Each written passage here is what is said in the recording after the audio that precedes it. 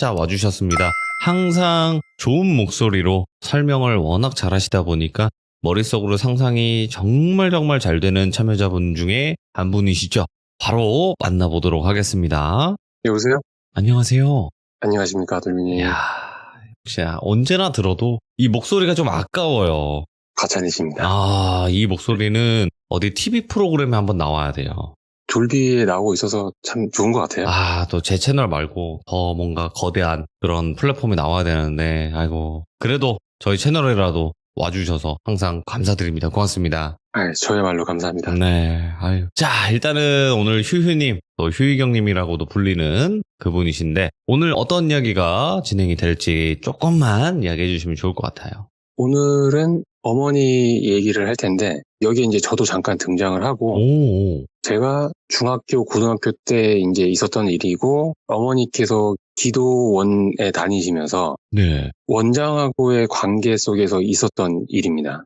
자, 그러면 도대체 어느 기도원일지 또 어떤 이야기가 펼쳐질지는 우리 또 휴휴님의 이야기를 들으면서 같이 한번 가보도록 하겠습니다. 렛츠가! 길이십니다. 휴휴예요.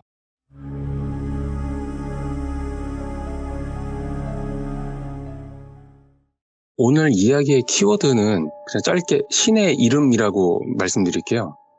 오늘은 이제 귀신도 좀 등장을 하고, 이게 귀신 이야기인지 현실 공포인지 잘 모르겠는데, 무섭거나 이제 그런 것보다는 신에 대해서 어떤 존재인가, 도대체 무엇이 신인가, 이런 쪽의 생각을 좀 하게 되는 그런 이야기예요.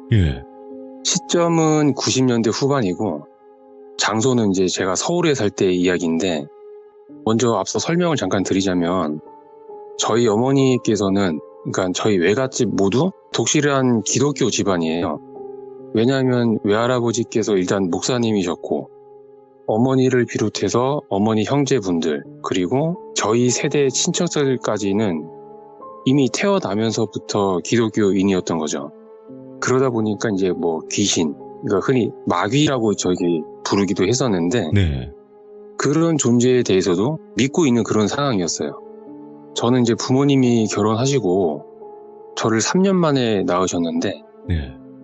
제가 태어나기 전에 하도 이제 아기가 안 생기다 보니까 기독교에서 이제 이렇게 얘기를 하더라고요. 서원이라고 얘기를 하던데, 뭐 쉽게 얘기해서 뭐 아이를 주시면 하나님한테 바치겠다, 목사님 시키겠다, 뭐 이런 의미로 이제 기도를 해서 저를 낳으셨대요.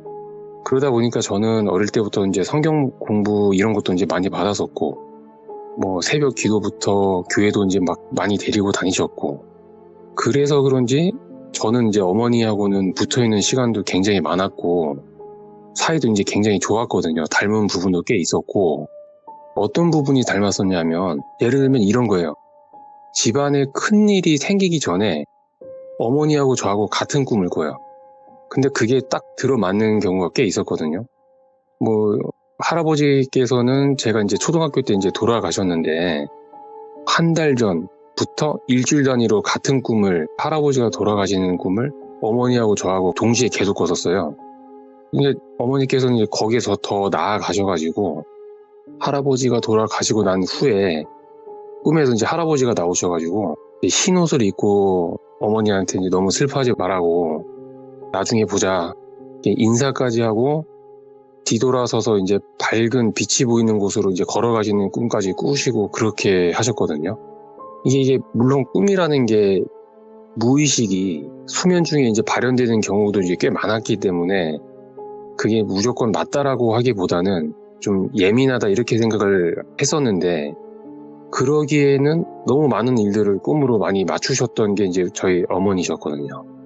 그래서 이제 그랬던 어머니가 어떤 기도원장을 만나면서 있었던 그런 이야기인데, 어떤 종교적인 측면보다는 네. 이야기 흐름상 이런 일도 있었구나, 그러니까 종교의 문제가 아니고 그냥 사람의 문제였구나라고 봐주시면 될 것 같아요. 그렇죠. 이번 이야기는 종교를 좀 배제를 하고, 그죠? 예.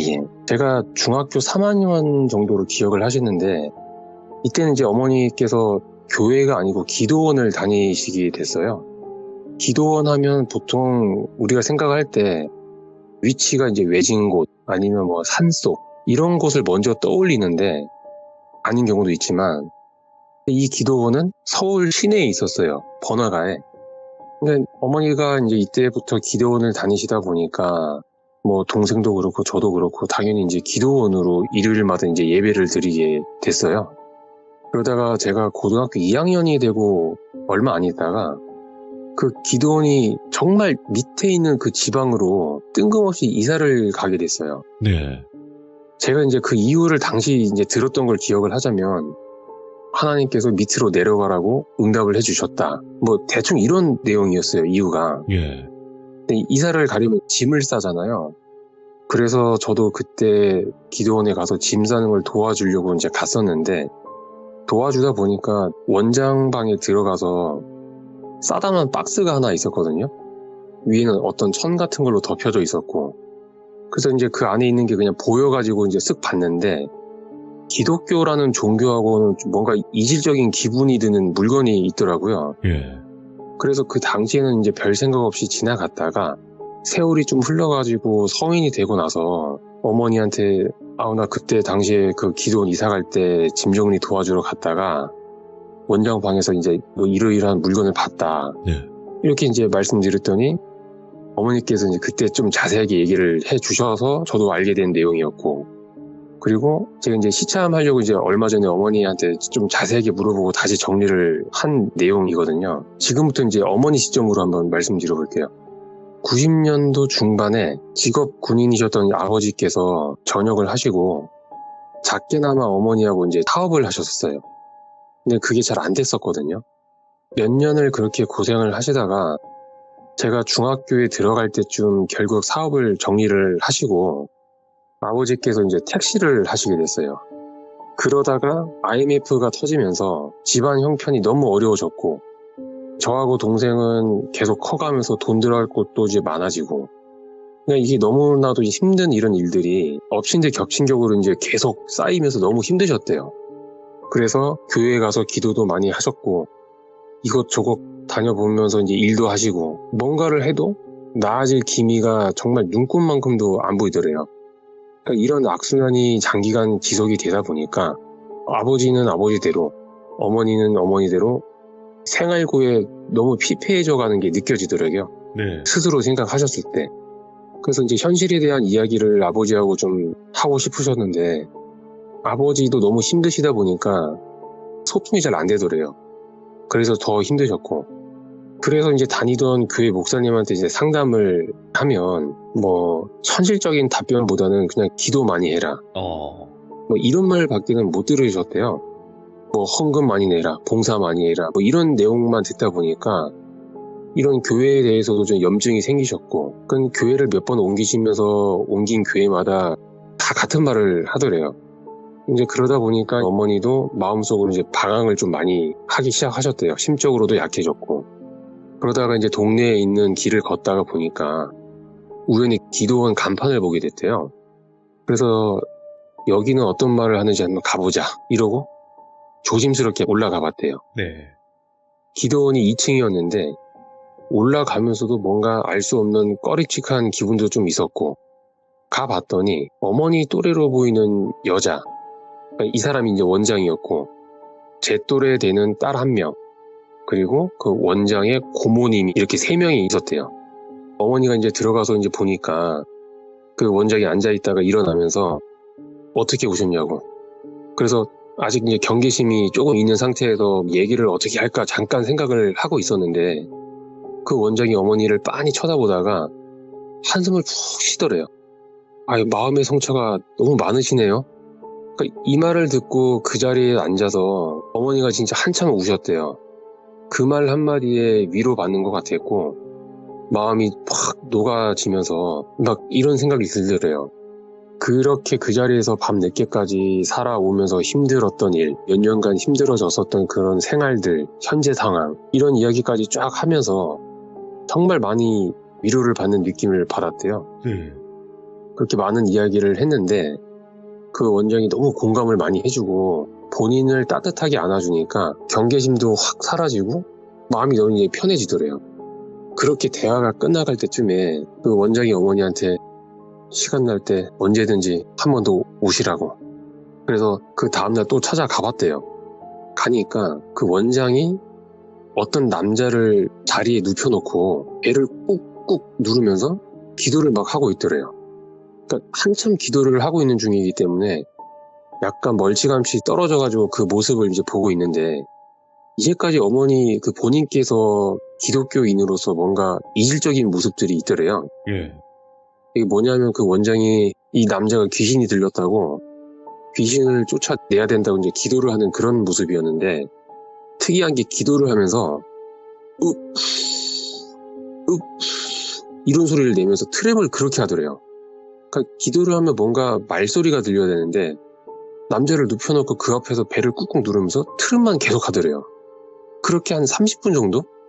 그 정도 시간이 이제 지난 것 같았는데, 그 원장이 갑자기 그 남자 배를 주먹으로 막 내려치면서 이 마귀새 썩 나가라고 막 그러면서 막 소리를 막 지르더래요. 그러니까 그 남자가 막 입에서 거품이 막 나오고 그러면서 막 몸부림을 치니까 가만히 있으라고 그 남자를 막 못 움직이게 붙잡고 기도를 막 하다가 마쳤대요. 그러고 나서 이제 어머니가 이제 옆에 서 있으니까 아, 오셨어요? 이렇게 인사를 하면서 하는 말이, 저 남자 귀신 들려가지고 기도원에 찾아왔는데 내가 기도해가지고 다 쫓아냈다고. 이렇게 계속 치료 좀 더 받아야 되는 사람이라고. 이때 이제 어머니가 이상하다고 느꼈던 게, 그러니까 적어도 어머니가 알고 있는 바로는 귀신이나 마귀 이런 거는 이제 눈에 보이는 존재가 아니고, 흔히 사람들이 하나님한테 가는, 그러니까 천국에 가는 것을 방해하는 그런 존재라고만 어머니가 알고 있었던 거지, 눈에 보인다거나 쉬운 말로 뭐 비 이런 거는 아닌 걸로 알고 있었대요. 그래서 속으로는 아우 이게 맞나? 이런 생각이 좀 들다가도 이런 게 있을 수도 있겠구나 이런 생각도 같이 들더래요. 네. 그래서 아 그래요? 이렇게 말하니까 그 원장이 어머니를 빤히 보다가, 자매님 집에 아들 2명 있죠. 그래서 이제 어머니가 깜짝 놀랐대요. 그러니까 그 원장이랑 그 전날 얘기를 할 때는 저희 얘기를 한 적이 없대요. 근데 그걸 얘기를 하니까 너무 이제 놀래가지고 어떻게 하셨어요? 하니까 하나님 옆에서 다 알려주세요. 그 큰아들 하나님한테 바친다고 기도해서 낳지 않았어요? 그래서 어머니가 그런 것도 알려주세요? 하니까 그럼요. 그 큰아들 어릴 때 크게 다쳐서 죽을 뻔했죠. 이렇게까지 얘기를 들으니까 어머니가 다리가 막 떨리더래요. 우리 집에 대해서 다 알고 있구나. 이런 생각이 들면서 약간 무섭기까지 하더래요. 근데 그 원장이 너무나도 따뜻하게 씩 미소를 짓다가 큰아들 왜 다친지 아세요? 아들한테 듣는 말 없어지죠. 근데 당연히 제가 이제 어머니한테 그런 얘기를 안 했으니까 모르잖아요. 무슨 말이요? 하니까 그 원장이 하는 말이, 하나님한테 바치겠다고 기도하고 그 약속을 안 지키니까 하나님이 진노해서 다시 데리고 가려고 한 거예요. 그러니까 어머니는 이 말을 듣고 가슴이 철렁하더래요. 왜냐하면 이제 어머니는 제가 어릴 때 크게 다칠 그 당시에 어떤 생각을 하셨었냐 하면은, 그냥 뭐 목사님 이런 거 안 해도 그냥 하고 싶은 걸 그냥 시켜도 되지 않나? 이런 생각을 실제로 했었대요. 근데 이런 얘기를 들으니까 이제 어머니는 이 원장 말을 그 자리에서 다 믿을 수밖에 없는 그런 상황이 된 거죠. 그 원장이 이제 어머니한테 이어서 하는 말이, 그 큰아들이 그런 길로 안 가면 다음번에 진짜 데리고 갈 거예요. 굉장히 힘들 거예요. 이렇게 말했대요. 그러면서 지금 내가 보니까 자매님도 귀신이 안에 득실득실하다. 자매님도 치료받으셔야 된다고. 그날 그 자리에서 어머니는 아까 그 남자처럼 그 기도원에서 누워가지고 원장한테 귀신 쫓는 기도를 그렇게 받았대요. 몇 시간 동안. 근데 그 원장이 어머니 몸 안 좋은 것을 정말 귀신같이 맞췄대요.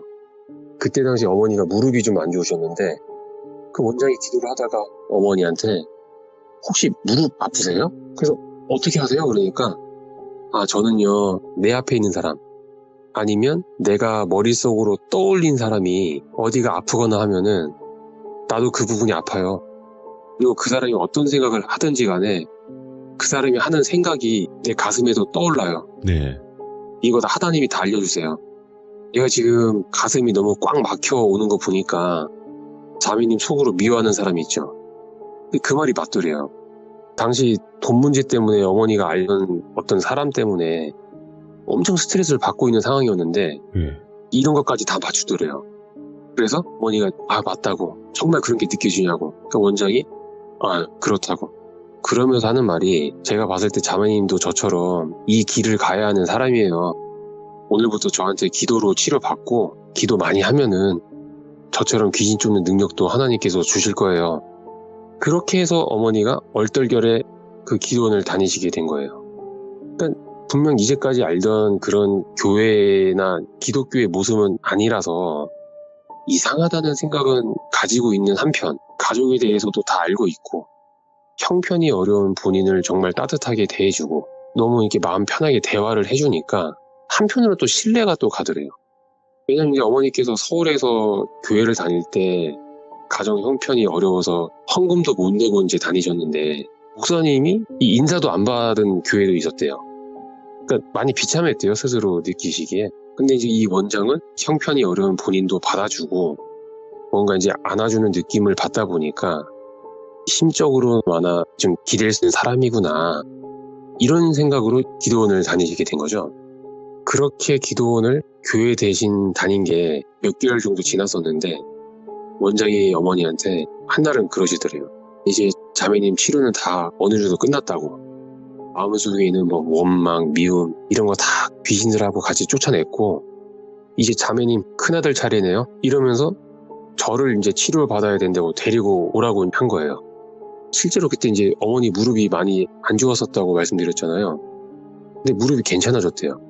아픈 증상도 사라진 그런 상황이었기 때문에 어머니도 그 말에 이제 신뢰를 하셨고 자연스럽게 저를 이제 데리고 가야 되는데 큰아들은 무슨 치료를 받아야 되냐고 이제 물어봤대요. 그럴 때는 그 원장이 자매님 큰아들 예전에 그 사고 나서 지금 후유증 있잖아요. 그러니까 여기서 어머니가 또 너무 놀라셨대요. 그러니까 제가 지난 시점 때 말씀드린 제가 다친 그 사건 이후에 얼굴이 이제 마비가 왔다고 이제 말씀드렸었는데 그 이후에 흉터처럼 남아 있었던 후유증이 뭐냐면 제가 왼쪽 눈에서 눈물이 안 나왔었거든요. 그걸 그 원장이 얘기를 하더래요. 얘기를 하면서 왼쪽 눈에 눈물이 왜 안 나오는지 아냐고. 그 귀신이 왼쪽 눈 그걸 막고 있다고. 근데 이제 어머니는 정말 그런가 싶어가지고 저를 이제 원장한테 데려갔어요. 저도 이제 이 부분은 제가 겪었기 때문에 이제 기억이 나는데 잠깐 제 시점에서 이제 말씀드리면 제가 이제 어머니한테 끌려가지고 그 원장한테 가보니까 원장이 제 얼굴을 또 많이 보더라고요. 보면서 치료합시다. 누우세요. 그래서 제가 이제 누웠거든요. 그러니까 손으로 제 눈을 싹 덮더니 이러면서 트림을 막 하기 시작하는 거예요. 그러다가 갑자기 손을 확 떼더니 큰아들 이 상태로는 내가 안 된다. 당장 금식기도 시켜야 된다고. 그 자리에서 바로 3일 동안 물 빼고 아무것도 못 먹고 강제적으로 제가 금식기도를 하게 돼요. 그러니까 저는 이해는 안 됐어요. 그 당시에. 배고프다 미치겠다 내가 이걸 왜 해야 되는지 모르겠다 이러면서 저는 이제 금식을 했는데 기도원에서 이제 금식을 한 게 아니고 집에 가서 학교도 다니고 이러면서 이제 3일 동안 아무것도 먹지 말라 이렇게 된 거죠. 그렇게 저는 힘들게 이제 금식을 3일을 했는데 딱 끝나니까 어머니가 이제 밥을 먹이고 다시 기도원으로 저를 데려왔어요. 네. 가서 이제 금식 다 끝났다고 그랬더니 그 원장이 제 머리에 손을 딱 얹어요. 잠깐 이렇게 있다가 진짜 금식했네. 아무것도 안 먹었네. 잘했어. 그럼 지금부터 기도해야지. 그러니 저를 눕혀가지고 맨 처음에 했던 것처럼 손으로 제 눈을 딱 덮더니 막 이러면서 또 트리를 막 해요. 그래서 이제 그 기도할 때 방언이라고 해야 되나? 그걸로 기도를 막 하기 시작하는 거예요. 한 1시간 정도? 저는 누워가지고 뭐 집중이 당연히 안 되죠. 그래서 내가 여기서 뭐 하고 있는지 모르겠다 이 생각하고 있는데 그때는 옆에서 어머니도 같이 앉아서 막 기도를 하시고 계셨고 어느 순간 이제 원장이 손을 탁 떼더니 됐네요. 귀신 쫓아냈어요. 이제 눈 떠봐. 제가 이제 눈을 딱 떠서 원장 얼굴을 보니까 원장 왼쪽 눈에서 눈물이 막 흐르고 있는 거예요. 그리고 제 왼쪽 눈에도 눈물이 막 나오고 있었어요. 그러니까 저도 이때는 정말 신기하더라고요. 뭐야 이거? 왼쪽 눈에서 저는 눈물이 이제 안 나오다 보니까 항상 이제 인공 눈물을 가지고 다니면서 막 눈에 넣고 그랬었거든요. 근데 이제 제가 왼쪽에서 이제 눈물이 막 나오다 보니까 이러고 있었는데 원장이 제 머리를 싹 쓰다듬으면서 너도 나처럼 언젠가는 사명자의 길을 걸어야 된다고. 너 이제 먼저 집에 들어가. 저는 이제 집에 들어갔어요. 다시 어머니 시점으로 돌아와서 어쨌든 이제 그 일까지 있다 보니까 어머니도 이제 기도원에서 참 기도를 그때부터 열심히 하셨었대요. 그렇게 1년, 2년 이렇게 다녔는데 한 2년 정도 됐을까? 어머니는 이제 기도원에 다니면서 그래도 뭔가 이상하다는 생각이 계속 들었대요. 이미 이제 그 원장에 대한 신뢰가 이제 쌓여져 있었던 그 상태이지만 뭔가 이해 안 되는 부분이 머리랑 가슴이랑 계속 충돌이 일어나더래요. 여기 계속 있는 게 맞나? 이런 생각. 일단은 다른 교회에서 예배를 드리는 거하고는 전혀 다르게 성경에 관련된 얘기가 없었대요. 그러니까 성경책은 펴놓고는 있는데 항상 귀신 쫓는 얘기, 이걸로 시작해서 질병 치료, 그리고 귀신 얘기로 마무리가 됐고. 근데 이제 원장 본인은 본인 이제 목사이면서 원장이다 이렇게 소개를 하고 설교를 하고 있으니까 이런 영적인 부분에 대한 얘기밖에 없는 게 좀 이상했대요. 그리고 기도원에 다니는 사람들이 아프면 이 원장이 병원을 못 가게 했어요. 무조건 본인한테 기도로 치료를 받아야 된다. 기도원에 원장님 그 고모도 있었다고 했잖아요. 그 고모가 감기에 심하게 걸려갖고 열이 펄펄 나는데 이거는 귀신이 그런 거다. 그러면서 고모가 잘못했기 때문에 아픈 거다. 그래서 기도만 계속 시켰대요. 몇 날 며칠을 그렇게 잡아두니까 어머니가 옆에서 보니까 그 고모가 원래 병원을 가더래요.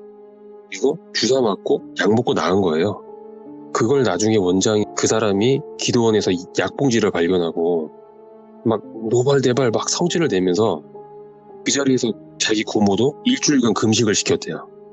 병원 간 것도 귀신 들려서 간 거다. 이런 식이죠. 그러니까 모든 병을 귀신이랑 연결시켜가지고 무조건 본인한테 기도 받아야 된다라고 이제 강요를 이제 했던 것도 있었고. 근데 더 이상했던 게 원장의 과거예요. 아무도 이 원장의 과거를 아는 사람이 없는 거예요, 기도원에서. 그러니까 이 원장 말로는 예전에 이제 뭐 일반적인 가정을 꾸려서 살고 있었는데 성격 차이로 남편이랑 이혼을 하면서 딸을 본인이 데리고 살다가 힘들어가지고 집에서 스스로 이제 안 좋게 하려고 하다가 자신의 처지가 너무 한스러워가지고 몇 시간을 귀자리에서 막 울었대요. 그렇게 한참 울다가 보니까 하나님이 내 안에 들어왔다. 그때부터 이 길을 걷게 됐다. 이런 얘기를 듣게 됐대요. 그러니까 이제 어머니는 여기서 제일 이해가 안 되더래요. 보통은 교회를 다니는 어떤 그런 사람들은 원래부터 기독교인이거나 아니면 중간에 전도를 받았다든지 아니면 본인이 교회를 찾아가서 이렇게 해서 믿게 되는데 그냥 자기 집에서 울고 있는데 하나님이 자신 안으로 들어갔다는 게 이해가 안 되더래요. 그래서 뭔가 이상하다 이런 의심이 계속 가던 와중에 네. 어떤 일이 하나 생겨요.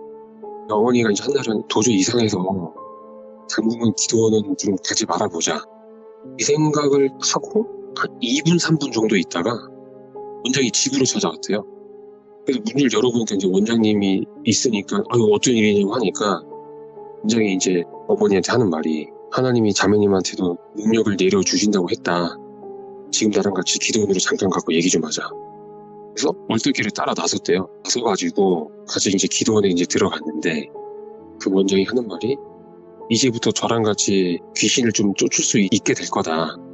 그래서 이제 어머니가 그게 무슨 말이에요 하니까 그거에 대한 대답보다는 일단 기도 먼저 해드릴게요. 누워보세요. 이게 어머니가 누우니까 일단 하나님에 대해서 의심하는 마음부터 치료할게요. 라고 하면서 조금 전에 어머니가 했던 생각을 마치 알고 있었다는 듯이 그 의심하는 마음을 회개하라고 그렇게 기도를 하더래요. 이제 어머니 속으로 이거 내가 괜한 의심을 했나? 이러면서 같이 누운 채로 기도를 같이 했대요. 그렇게 20분 정도 기도를 딱 하고 원장이 이제 어머니를 일으켜서 앉혔대요. 그렇게 하고 나서 하는 말이 자 이제 보이실 거예요.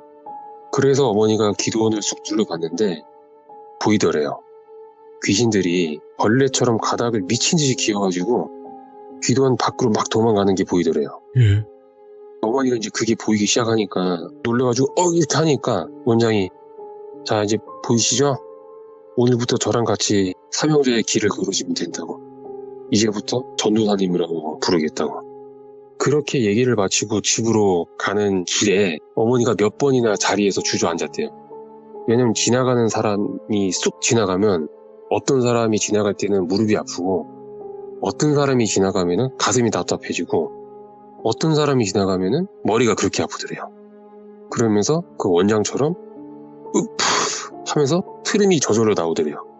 그러니까 그 원장이랑 같은 거를 보고 느끼기 시작한 거예요. 이때부터. 네. 그때부터 어머니는 내가 이렇게 걷는 게 내 길인가?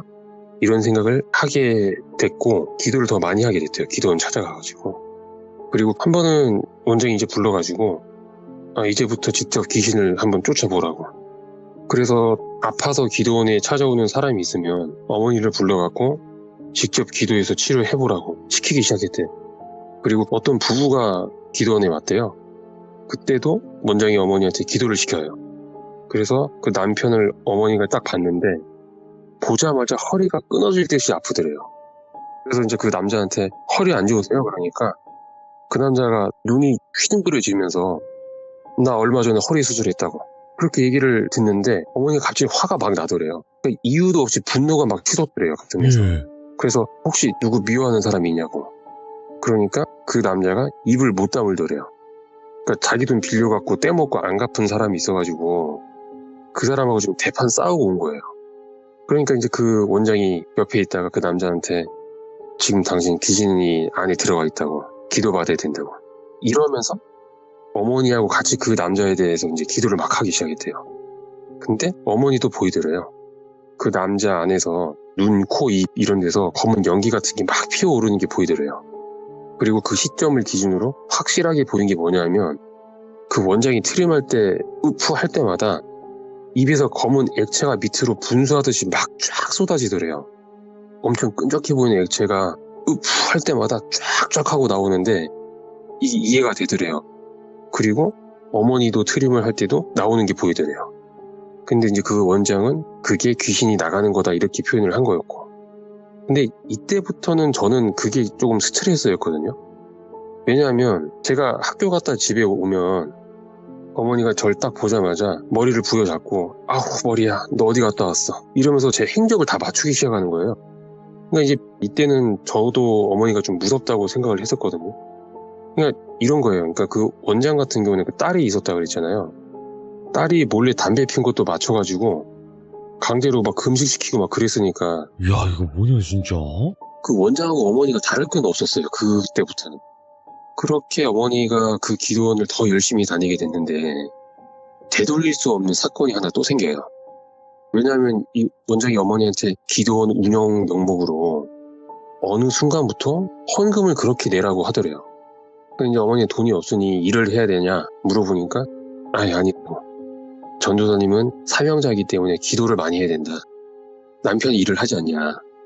그 돈으로 헌금을 내야 된다. 그러니까 이렇게 답이 없는 대화가 몇 개월 동안 계속 이어졌대요. 어머니 입장은 안 그래도 가정 형편이 안 좋아서 본인도 일을 해야 된다고 생각하는 이 와중에 교회나 기도원 이런 데서는 또 기도만 하라고 그동안 얘기를 했었고 그러니까 어머니는 그거에 대한 고민을 많이 했었던 거예요. 정말 내가 기도만 하는 게 맞는지 일을 해서 가정 형편에 도움이 돼야 되는데 어쨌든 이때부터 뭔가 강하게 그 원장한테 거부감이 막 들기 시작했대요. 그러는 와중에 어느 날 그 기도원에 한 30대 중반의 어떤 여자가 한 명 찾아왔었어요. 얘기를 들어보니까 이 여자분이 굉장히 불쌍한 분이세요. 불우한 환경에서 자란 분인데 태어나고 얼마 안 있어서 어머니는 도망갔고 자라면서 친아버지라고 하는 그 사람한테 굉장히 장기간 주기적으로 안 좋은 일을 당한 거예요. 그러다 보니까 정신적으로 이제 문제가 생기기 시작을 했고 이 여자분이 집에서 도망 나와요. 그리고 떠돌다가 안 좋은 일을 이제 하게 됐었고 그러다가 건강에 문제가 생겨가지고 일하던 곳에서 이제 쫓겨나고 그렇게 정처 없이 흐르다가 이 기도원에까지 온 거예요. 재워달라고 이제 오니까 원장이 그 여자를 보더니 안 받아준다고 나가라고 하더래요. 근데 그 여자가 나 돈이 있다고 하면서 통장을 딱 보여주더래요. 원장한테. 그러니까 이제 어머니는 그걸 옆에서 계속 보고 있는 상황이었고 그냥 그 원장이 통장을 딱 봤더니 안에 얼마 있는지 쓱 보더래요. 그러더니 그 통장을 자기 주머니에 넣더래요. 넣으면서 지금 이 통장은 하나님이 나한테 보관하고 너를 거두라고 하시네. 이러면서 그 여자를 기도원에서 지내게 하고 그 여자 통장이나 도장 이런 걸 다 가져가더래요. 그러니까 그거를 딱 보자마자 어머니 이제 옆에서 정신이 확 깨더래요. 결국 나도 이 꼴 나겠구나. 내가 뭐 한다고 여기 붙어 있었나 이 생각이 들더래요. 근데 당장 박차고 나가기에는 이 원장이 너무 무섭더래요. 그래서 그때 생각을 해보니까 단지 집이 어려웠고 내가 뭘 하면 되는지 답을 찾고 싶었던 건데 본인이 이제 그 순간에는 너무 멍청하고 힘들다 보니까 올바른 판단을 못했구나. 여기까지 와서 기도만 하고 있었던 건가 막 이런 생각이 막 그때서야 막 들더래요. 그때부터 여기서 어떻게 나가지? 이런 생각을 하면서 지냈었는데 어느 날은 그 기도원에서 다른 교회의 어떤 전도사님을 초청해가지고 예배를 드리게 됐대요. 그분도 이제 여자분이셨는데 근데 그 전도사님은 아들이 이제 군대 갔다가 잘못된 선택을 하는 바람에 외아들을 잃었대요. 그래서 힘든 시간을 그렇게 지냈던 그런 분이셨는데 그 전도사님이 어머니를 보고 몇 번 대화를 나눠보다가 왠지 모르게 어머니랑 단둘이 좀 대화를 계속 하고 싶어 하시는 게 느껴졌대요. 그런 모습이 어머니 느낌에는 싫지는 않았대요. 그리고 그 원장은 단둘이 뭔가를 얘기를 하려고 하는 참에 어떻게 알고 나타나가지고 대화를 못하게 하는 그런 느낌을 또 받았대요.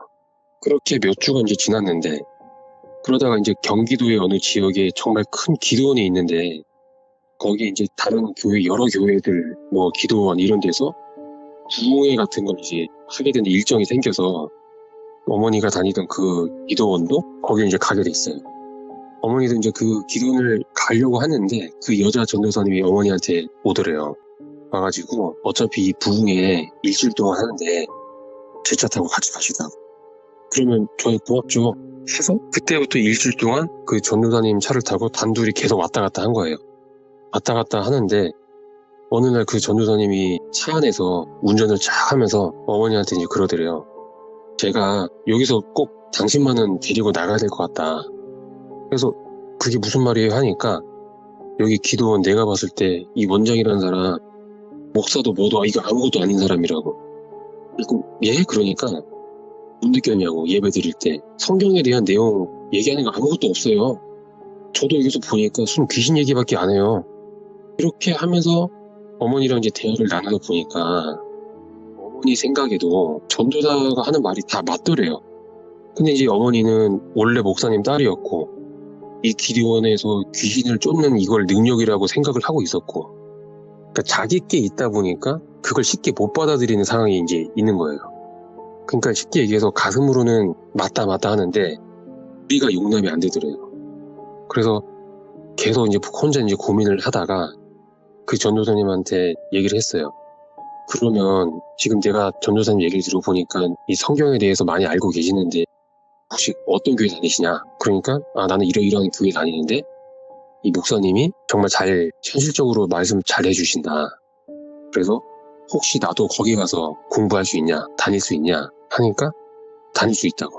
언제든지 연락하라. 그러면서 그 목사님 교회 연락처하고 목사님 연락처를 주시더래요. 그걸 받아가지고 집에 오셔가지고 그때부터 이제 기도원도 안 나갔대요, 어머니가. 그래서 혼자 계속 생각을 하셨대요. 내가 이게 정말 가는 게 옮기는 게 맞나. 그래서 이제 뭐 청소도 하고 집안일도 하고 이제 막 하면서 속으로 기도를 하셨대요. 내가 이 교회를 가려고 하는데 만약에 내가 기도원에서 나와갖고 교회를 옮기는 게 잘못된 길이라면 알려주세요. 이렇게 속으로 기도를 하셨대요. 그리고 그날 밤에 꿈을 꾸셨는데 정말 꿈에 나왔대요. 꿈에 어머니가 가려고 했던 그 교회 목사님이 나와서 어머니를 그렇게 괴롭히더래요. 그러고 나서 꿈을 탁 깼는데 이거 진짜 옮기면 안 되나 보다. 이런 마음이 계속 들더래요. 그래서 그날은 옮기려던 그 교회를 안 나가셨고 그 다음날 한 번 더 꿈을 또 꿨대요. 꿈에 그 괴롭히는 목사님이 또 나왔대요. 나왔는데 자세히 보니까 그 목사님이 어느 순간 원장의 모습이었대요. 그 기도 원장의 모습. 어? 그러니까 목사님인 줄 알고 봤는데 원장의 얼굴을 하고 있더래요. 그래서 아니 원장이네? 그래서 옷을 봤는데 입고 있는 옷이 무당 옷을 입고 있더래요. 그리고 무복을 입고 있는 원장 팔 다리에 줄이 쫙 연결이 돼 있는데 그 뒤에서 목 위로 없는 어떤 귀신이 그 줄을 막 당기고 있더래요. 그리고 그 줄을 감아가지고 또 다른 줄을 들고 어머니한테 걸려고 다가오는 걸 봤대요. 그러면서 어머니가 꿈에서 확 깨신 거예요. 그러면서 혼자 그런 생각이 들었던 게 뭐냐면 어머니가 스스로한테 이제 말을 걸었던 게 야, 너 꿈을 믿냐? 사람을 믿냐? 성경을 믿냐? 어머니는 속으로 나는 성경을 믿어야겠다. 그러면서 교회로 옮겨가지고 그 목사님을 만났대요. 만나서 이제 대화를 하면서 어머니가 그동안 가지고 계셨던 그 고민을 얘기를 했대요. 우리 집이 지금 많이 어려운데 어떤 교회를 다니든지 간에 나한테 기도만 하라고 하더라. 이게 맞냐? 이거부터 물어봤대요. 그러니까 그 목사님이 하시는 말이 남편이 어떤 일을 하시냐? 택시를 한다. 그러면 아내도 일을 해야 된다. 남편 혼자 택시를 하는 게 얼마나 힘든지 아냐. 본인도 일을 해서 남편의 짐을 덜어주는 게 부부가 해야 될 일이다. 그 말을 듣는데 그렇게 속이 시원할 수가 없었대요. 너무 현실적으로 조언이 마음에 왔고 그동안 본인이 생각하고 본인이 답을 내렸던 그런 얘기였대요. 그래서 어머니도 그때부터 일을 하셨고 성경 공부는 그 목사님 만나서 하셨고 그렇게 하기 시작했는데 그럼 당연히 그 원래 다녔던 기도는 안 갔잖아요. 근데 그 기도원에 그 원장이 전화가 오더래요. 왜 안 나오냐고. 그러면서 지금 내가 기도를 하다가 우리나라가 큰일 난 것 같다. 같이 기도를 해야 된다. 뭐 말도 안 되는 소리로 이제 막 그러니까 어머니가 말씀하셨던 걸로는 그 원장이 아마 눈치를 챘었던 것 같다. 내가 떠나려고 했던 거를. 근데 그거를 못 떠나게 하려고 어떻게든 잡아두려고 쉽게 얘기해서 그동안 어머니한테 가스라이팅을 했는데 계속 하려고 했던 것 같다. 근데 어머니는 이제 완전히 확신이 생기니까 이제 막 계속 밀어냈대요. 안 간다고. 그러다가 어떤 일이 있었냐면 새로 왔던 30대 그 여자분이 있잖아요. 그 여자분이 어머니한테 한번 전화가 왔더래요. 자기 좀 도와달라고. 왜 그러냐 얘기를 들어보니까 그 원장이 돈을 안 준대요. 그 통장을. 그러니까 자기가 뺏긴 거예요 그냥. 그래서 경찰에 신고를 하든 나랑 같이 원장을 설득하든 그 돈을 좀 다시 돌려받을 수 있게 도와달라. 근데 그 안에 돈이 얼마나 있냐 물어보니까 정확하게는 제가 잘 모르는데 거의 1억 가까이 있었대요. 그러니까 그 여자분은 안 좋은 일을 하면서 돈을 다 모아놨던 거예요. 근데 그걸 뺏어가서 못 돌려받고 있는 거예요. 이게 이제 말이 이제 1억 가까이 되는 돈인데 이게 거의 한 20년 전 일이잖아요. 그럼 엄청 큰 돈이잖아요, 지금보다는. 근데 그걸 안 준다는 거예요. 근데 어머니는 그 원장하고 너무 엮이기 싫었대요. 그래서 그러면 네가 경찰에다 신고를 해라. 나는 이제 그 여자하고는 엮이기 싫다. 이렇게 하고 이제 전화를 끊고 그럼에도 불구하고 어머니가 고민을 했대요. 도와줘야 되나 말아야 되나. 근데 저는 이제 그걸 모르고 있는 상태에서 저는 계속 기도원을 다니고 있었거든요, 그때. 왜냐면 원장의 딸하고 제가 많이 친해가지고 그 딸하고 놀려고 저는 계속 갔었던 거고. 근데 이제 원장이 어떤 걸 알게 됐냐면 돈 뺏긴 그 여자한테 얘기를 들은 거예요. 나 이거 그 전도사님한테 얘기했다. 돈 달라. 계속 또 이제 이런 얘기를 들은 거예요. 그러니까 쉽게 얘기해서 어머니가 그 원장에 대한 치부를 알고 있는 상황이 된 거예요. 그거를 원장이 알자마자 어머니를 더 이상 잡지 않았대요. 오히려 짐을 싸가지고 지방으로 이사를 간 거예요. 도망가듯이. 그러니까 그렇게 해서 도망을 간 거라고 나중에 어머니가 얘기를 해주시더라고요. 그렇게 해가지고 떠났고 어머니는 그 이후로 그 원장에 대한 소식 이런 거는 전혀 몰랐었고 근데 이제 풀리지 않는 일이 하나 뭐가 있었냐면 어머니가 그 원장하고 같은 능력을 갖고 있었잖아요. 네. 이게 안 없어지더래요. 지나가던 사람, 뭐 알고 있는 사람, 어머니가 생각하는 사람들이 어떤 감정이나 안 좋은 것이 네. 어머니한테 계속 느껴지더래요. 그래서 야 이걸 어떻게 하지 이제 해결을 해야 되는데 그러다가 한날 이제 어머니가 TV를 보셨는데 무속 관련된 내용이 나오더래요.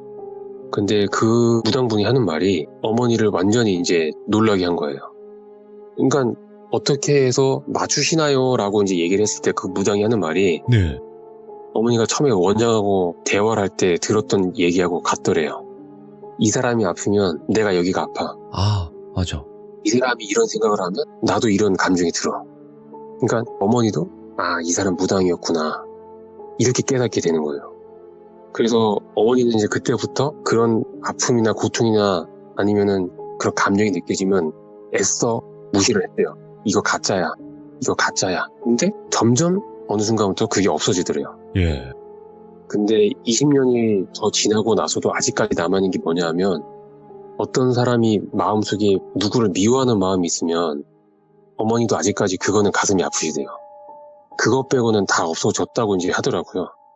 그리고 제가 그 이사할 때 원장 방에서 봤던 그 박스 안에 있던 예. 그게 뭐였냐면 전 처음에 그게 한복인 줄 알았거든요. 그게 무복이었어요.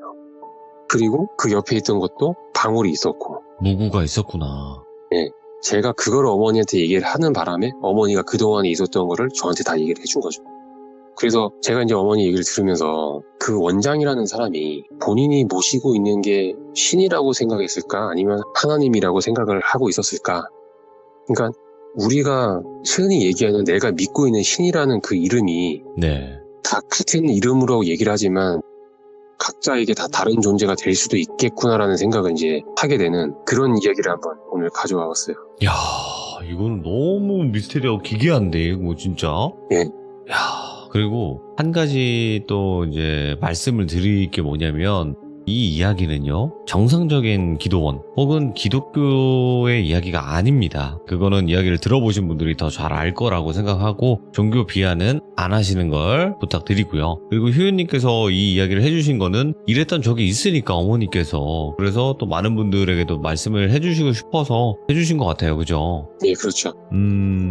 야, 아니, 근데 무당이, 저는 이 생각도 드네요. 무당이 사람을 그렇게 홀려먹고, 뭔가 사기를 치고 그러려면, 그냥 무당으로 했어도 충분히 있을 텐데요? 그러니까 제 생각에는 뭐 이런 경우일지 않을까라고 생각하는 게 뭐냐면 그 사람이 무당이었을 수도 있고 무당을 하려고 했었던 사람일 수도 있고 네.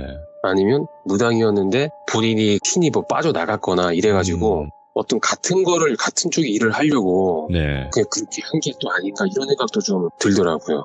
그래서 저도 이거는 사실 어떻게 뭐가 정답이겠구나라고 정확하게 예측되는 거는 없어요. 그렇죠. 그냥 정말 희한한 일이다. 진짜 뭘까, 이거는? 이런 경우는 또 처음 들어보네요. 아니, 기독교 쪽에서의 사이비면 그쪽으로 사이비로 쭉 이렇게 해서 이제 돈을 끌어내는데 무당 쪽 나쁜 사이비면 무당 쪽에서도 그러고요. 근데 이상한 콜라보가 되어 있네, 이게. 그렇죠. 저도 사실 이해는 안 돼요. 지금 생각해도. 근데 그 능력을 어머니께서 계속 가지고 계셨다라는 게 이게 완전히 무시하기에도 쉽지가 않네요, 이게. 그렇죠. 그래서 이제 뭐 차츰차츰 없어졌었다라고 말씀해 주셨었어요. 이거는 영상이 올라가서 우리 시청자분들의 의견을 한번 보긴 봐야겠네요. 네. 저도 좀 궁금하긴 해요. 그러니까요. 오늘 휴휴님께서 이야기 너무너무 잘 해주셨고 어머니께서 앞으로 뭐 이런 일이 없으셨으면 좋겠긴 하지만 그래도 휴휴님께서도 이런 일이 있다라는 걸 말씀을 해주셔서 너무 감사하네요. 감사합니다. 네, 아이고 언제나 항상 건강하시고 육아하시느라고 너무나 고생이 많으신 걸 알고 있습니다. 다 똑같죠. 네, 뭐. 아유 힘내시고 대한민국 아버지들 전부 다 파이팅입니다. 네, 감사합니다. 화이팅입니다. 고맙습니다. 네, 감사합니다. 네. 여러분들 이 이야기 들으시고 저는 이런 이야기는 좀 들어본 적이 없거든요. 일단은 그러니까 여러분들이 도대체 이런 기도원이라든지 아니면 무당인데 왜 이런 행동을 했을까 이런 것도 한번 여러분들의 의견을 듣고 싶어요. 그래서 이 영상을 보신 분들은 여러분들의 의견을 댓글로 꼭 남겨주시길 바라겠습니다. 오늘의 결말은 좀 열린 결말로 끝이 났네요. 그렇게 알고 계시면 좋을 것 같습니다. 시청해주신 모든 분들 감사드립니다. 고맙습니다.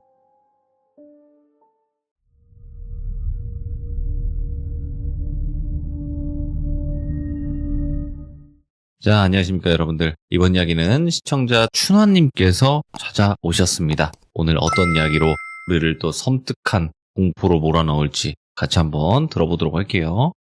네, 여보세요? 춘화님 안녕하세요. 네, 안녕하세요. 야, 목소리가 언제 들어도 매력적입니다. 감사합니다. 네. 자, 오늘 춘화님께서 시들모에 찾아와 주셨는데 오늘 해주실 이야기 바로 한번 출발을 해보도록 하겠습니다. 렛츠가! 길이십니다. 춘화예요.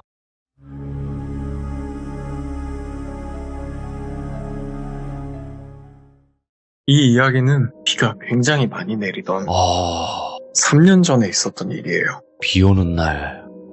이야기에 앞서서 저는 이 일이 있을 때 당시에도 혹시 제가 전에 드렸던 이야기 기억하실지 모르겠는데 네. 마지막에 염주하고 오방색 놀이개를 받았다 그랬잖아요. 맞아요. 그거를 그때 그 일이 있고 나서부터 이 일이 있었을 때까지 항상 가지고 다녔어요. 이 점을 기억해 주시면 감사하겠습니다. 제가 그때 당시 살던 동네는 산책로가 있고 그 옆에 계곡물이 흐르는 동네에 살고 있었는데 예. 계곡 반대편에 아파트가 하나 있고 그 뒤에 산이 있고 산 중간쯤 산을 깎아서 만든 기도원이 하나가 있었어요. 그 기도원이 문을 닫은 지는 5년 정도가 됐고 네. 폐가처럼 변해서 친구들과 같이 그 기도원에 담력을 체험하러 갔던 적이 있었어요. 그때 저를 포함한 총 4명이서 그 기도원을 들어가려고 산을 올라갔어요. 산을 오르면서 그 기도원과 점점 가까워지면 가까워질수록 누가 산을 올라가지 말라고 하는 듯한 말리는 듯한 기분이 들었는데도 불구하고 계속 앞으로 걸어 나갔죠. 한 30-40분 정도 걸었나? 산 중턱에 되게 큰 기도원이 저희 앞에 딱 나타났고 저와 제 친구들은 기도원으로 들어갔죠. 기도원 입구가 작은 유리문으로 되어 있었고 네. 그 안으로 들어가자마자 바로 왼쪽에 상담실이 있었고 그 상담실 왼쪽엔 창고가 하나 있었고 그 창고 앞에 계단이 하나가 있었어요. 지하로 내려가는 계단, 위층으로 올라갈 수 있는 계단이 있었는데 문으로 들어오고 오른쪽을 보면 화장실이 하나가 있고 또가 쭉 있고 여러 가지 방이 있었는데 맨 안쪽엔 예수님이 십자가에 못 박히신 그 십자가 있죠. 그게 벽면에 딱 붙어 있더라고요. 그 십자가가 박혀있는 바로 오른쪽에 문이 하나가 있었고 거긴 원장실이었어요. 그리고 원장실 안에는 되게 특이한 게 하나가 있었는데 이건 제가 좀 이따 얘기를 해드릴게요. 그렇고 저와 제 친구들은 하나씩 찢어져서 한 명은 1층, 한 명은 2층, 한 명은 3층, 한 명은 지하 이렇게 둘러보기로 하고 그때 당시에 디스코드 통화방에 들어가서 다 같이 통화방에 들어와서 얘기를 하기엔 시시하고 재미가 없다고 생각이 들어서 각자 다른 방에 들어가서 할 말이 있거나 하면 각자 방에 들어와서 얘기를 하는 식으로 재밌게 기도원을 탐색하려고 준비를 했죠. 그리고 가위바위보를 하고 운 나쁘게 제가 가위바위보에 져서 지하를 맡게 됐고 1층을 둘러보기로 한 친구는 A, 2층은 B, 3층은 C라고 할게요. 각자 찢어져서 B하고 C는 계단을 올라갔고 A는 1층을 둘러보기로 하고 각자 갈 길을 갔죠. 그리고 저는 지하로 가려고 휴대폰 후레쉬를 켜서 계단을 내려가고 있는데 지하에 있는 층 안으로 들어가는 곳에 문이 하나가 있는데 그 문이 잠겨 있더라고요. 딱 보니까 자물쇠로 문이 잠겨 있어서 이걸 뜯어낼까 싶다가도 그렇게까지 하긴 싫고 저도 또 무서워서 A부터 차례대로 디스코드 방에 들어가서 여기 지하에 문 잠겨 있어. 자물쇠 걸려 있어서 열 수 없으면 못 들어갈 것 같은데? 라고 말을 하니까 A는 아 그래? 그럼 1층으로 와. 같이 있다가 애들 만나자. 그래서 알겠어 라고 대답했고 B한테도 똑같이 상황을 설명하고 A랑 1층에서 너네 기다리고 있을게 같이 둘러보면서 이러니까 B는 뭐 알겠어 이렇게 얘기를 해서 A하고 B한테 얘기를 전달했어요. 이제 C의 디스코드 방에 들어가서 똑같이 상황을 설명하고 예. A랑 같이 1층 둘러보고 있을게 라고 하니까 아무런 말이 없는 거예요. 그래서 제가 야 왜 아무 말 없어? 뭔 일 있어? 계속 불러봐도 대답이 없길래 A하고 B한테 C 디스코드 방 들어가서 똑같이 얘기해줬는데 얘 아무런 말이 없는데 우리 그냥 다같이 3층에서 만나서 C를 찾아보자 얘기를 하고 저희는 2층에서 3층으로 올라가는 계단에서 만나서 3층으로 다같이 올라가기 시작했어요. 그렇게 3층으로 올라가서 C를 찾기 시작했는데 그 C가 있었던 3층은 완전 강당처럼 뻥 뚫린 곳이고 중앙에 원으로 무대처럼 공간이 하나 있어요. 그리고 계단에서 올라와서 왼쪽으로 쭉 들어가 보면 301호, 302호 이런 식으로 방이 사람들이 잠을 잘 수 있는 고시원처럼 되어 있는 방이 여러 개가 있었어요. 예. 제 기억엔 왼쪽 방만 해도 311호까지 있었고 지그재그로 벽면마다 방이 이렇게 여러 개가 있었어요. 그리고 중앙 무대를 기준으로 주변에 책장이 있고 중앙 무대 반대편에도 똑같이 고시원 같은 방이 여러 개가 있었어요. 그래서 방을 하나하나 뒤지면서 C를 찾으면서 C의 디스코드 방에 들어가서 계속 말을 했는데 가까운 곳에서 소리가 나더라고요. 어디서 나는 소리지 싶어서 이곳저곳 뒤져보다가 중앙무대 뒤편에 피아노가 하나 있었는데 네. 그 뒤에 C가 쓰러져 있더라고요. 그래서 C를 업고 밖으로 당장 뛰어나와서 흔들어도 보고 때려도 보고 소리도 질러보고 아무리 해도 안 일어나길래 어떡하지 싶은 마음에 조마조마하고 있었는데 한 10분 정도 지났나? C가 눈을 푸르 뜨고 일어나서 얼른 나가자고, 시간 없으니까 빨리 내려가자고 하면서 저희한테 다급하게 말을 하면서 산 밑으로 엄청 빠르게 뛰어내려가더라고요. 저희는 C를 보고 산 밑으로 허겁지겁 뛰어내려와서 밑에 도착한 다음에 도대체 무슨 일이냐, 왜 그러냐 물어보니까 창백한 얼굴로 땀을 뻘뻘 흘리면서 내가 3층에서 방 하나하나 뒤져보고 있을 때 사진 하나를 발견했어. 오. 저긴 기도원이잖아. 근데 사진 속에 환자복을 입은 사람이 병실에 누워있는 사진을 봤어. 그리고 그 사진을 보자마자 계단을 올라오는 소리가 들리길래 너네가 올라오나 싶어서 계단 문을 열고 기다리고 있었는데 발자국 소리가 바로 앞까지 왔는데도 너희가 안 보였어. 그래서 도망치듯 피아노 뒤에 숨었다가 기절한 것 같아. 저기 두 번 다시 가지 말자 라고 얘기하는 시를 끝으로 이 이야기의 에필로그가 마무리돼요. 이 이야기를 기억해 주시고 예? 본 이야기를 시작해 드릴게요. 예? 그때 폐기도원을 다녀오고 나서 한 달도 안 된 시점에 저는 그때 당시 여자친구와 이별을 했어요. 네. 비도 오고 이별의 아픔도 겪었다 보니 같은 동네에 살던 친한 형님인 뚱뚱이 형님한테 전화를 걸었어요. 전화를 드려서 형님 기분도 우울하고 비도 오고 그러는데 술 한잔 어떠세요? 라고 전화를 드리니까 흔쾌히 그래 술 한잔 하자 하셔서 술을 마시러 갔죠. 무섭게 내리는 빗물을 뒤로 한 채 우산을 딱 쓰고 형님과 술을 마시기로 한 술집으로 가려고 네. 산책로를 따라 걸어가고 있었는데 이상하게 자꾸 반대편에 있는 산속, 정확하게는 그 기도원에 자꾸 신경이 쓰이는 거예요. 근데 제 이야기를 다 들으셨던 분은 아실 텐데 제가 기가 좀 약해지거나 몸이 좀 안 좋으면 되게 헛것을 자주 보고 그런단 말이에요. 그래서 또 그런가 보다 하고 무시하고 가자라는 생각에 술을 마시기로 한 술집에서 형님을 만나서 이런저런 얘기도 나누고 헤어진 이야기도 풀고 하소연을 하다가 네. 중간에 담배를 하나 태우러 밖으로 나왔는데 제가 그때 술을 마셨던 곳에서 그 기도원이 있는 산까지 거리는 걸어서 한 15분에서 20분 정도 걸리는 오. 그리 가깝진 않대 멀지도 않은 그런 곳이었는데도 불구하고 네. 계속 신경이 쓰이는 거예요. 그래서 저는 에라 모르겠다. 그냥 술이나 진탕 마시고 집 가서 뻗어야겠다 하면서 술을 2차, 3차, 4차까지 마시고 잔뜩 취한 상태로 집에 돌아와서 쓰러지듯 잠에 들었어요. 예. 다음날 일어났는데 정말 숙취가 칠 듯이 몰려오고 토를 엄청 하면서 집에서 골골거리고 있는데 그런 와중에도 그 기도원이 계속 신경이 쓰이는 거예요. 하루 이틀 숙취가 사라져서 몸 상태가 괜찮아도 계속 신경이 쓰이길래 형님과 술을 마시고 나서 일주일 정도 지난 시점에 형님께 전화를 드려서 형님 저 땡땡 아파트 뒷산에 있는 폐기도원 어딘지 아세요? 거기 알지? 갑자기 거긴 왜? 형님 이상하게 듣지 마시고 제가 며칠 전부터 계속 그 기도원에 온 신경이 쓸리는데 정말 죄송하지만 괜찮으시면 같이 가주실 수 있으세요? 하니까 그래 뭐 알겠어 가자라고 하셔서 네. 친구들과 그 기도원에서 나온 지 한 달도 안 된 시점에 다시 찾아갔어요. 네. 날이 어두워지기 전에 빨리 가보려고 그 형님과 6시가 되기도 전에 산 입구에서 만나서 형님과 같이 그 산을 올라가고 있는데 비가 엄청 심하게 내리더라고요.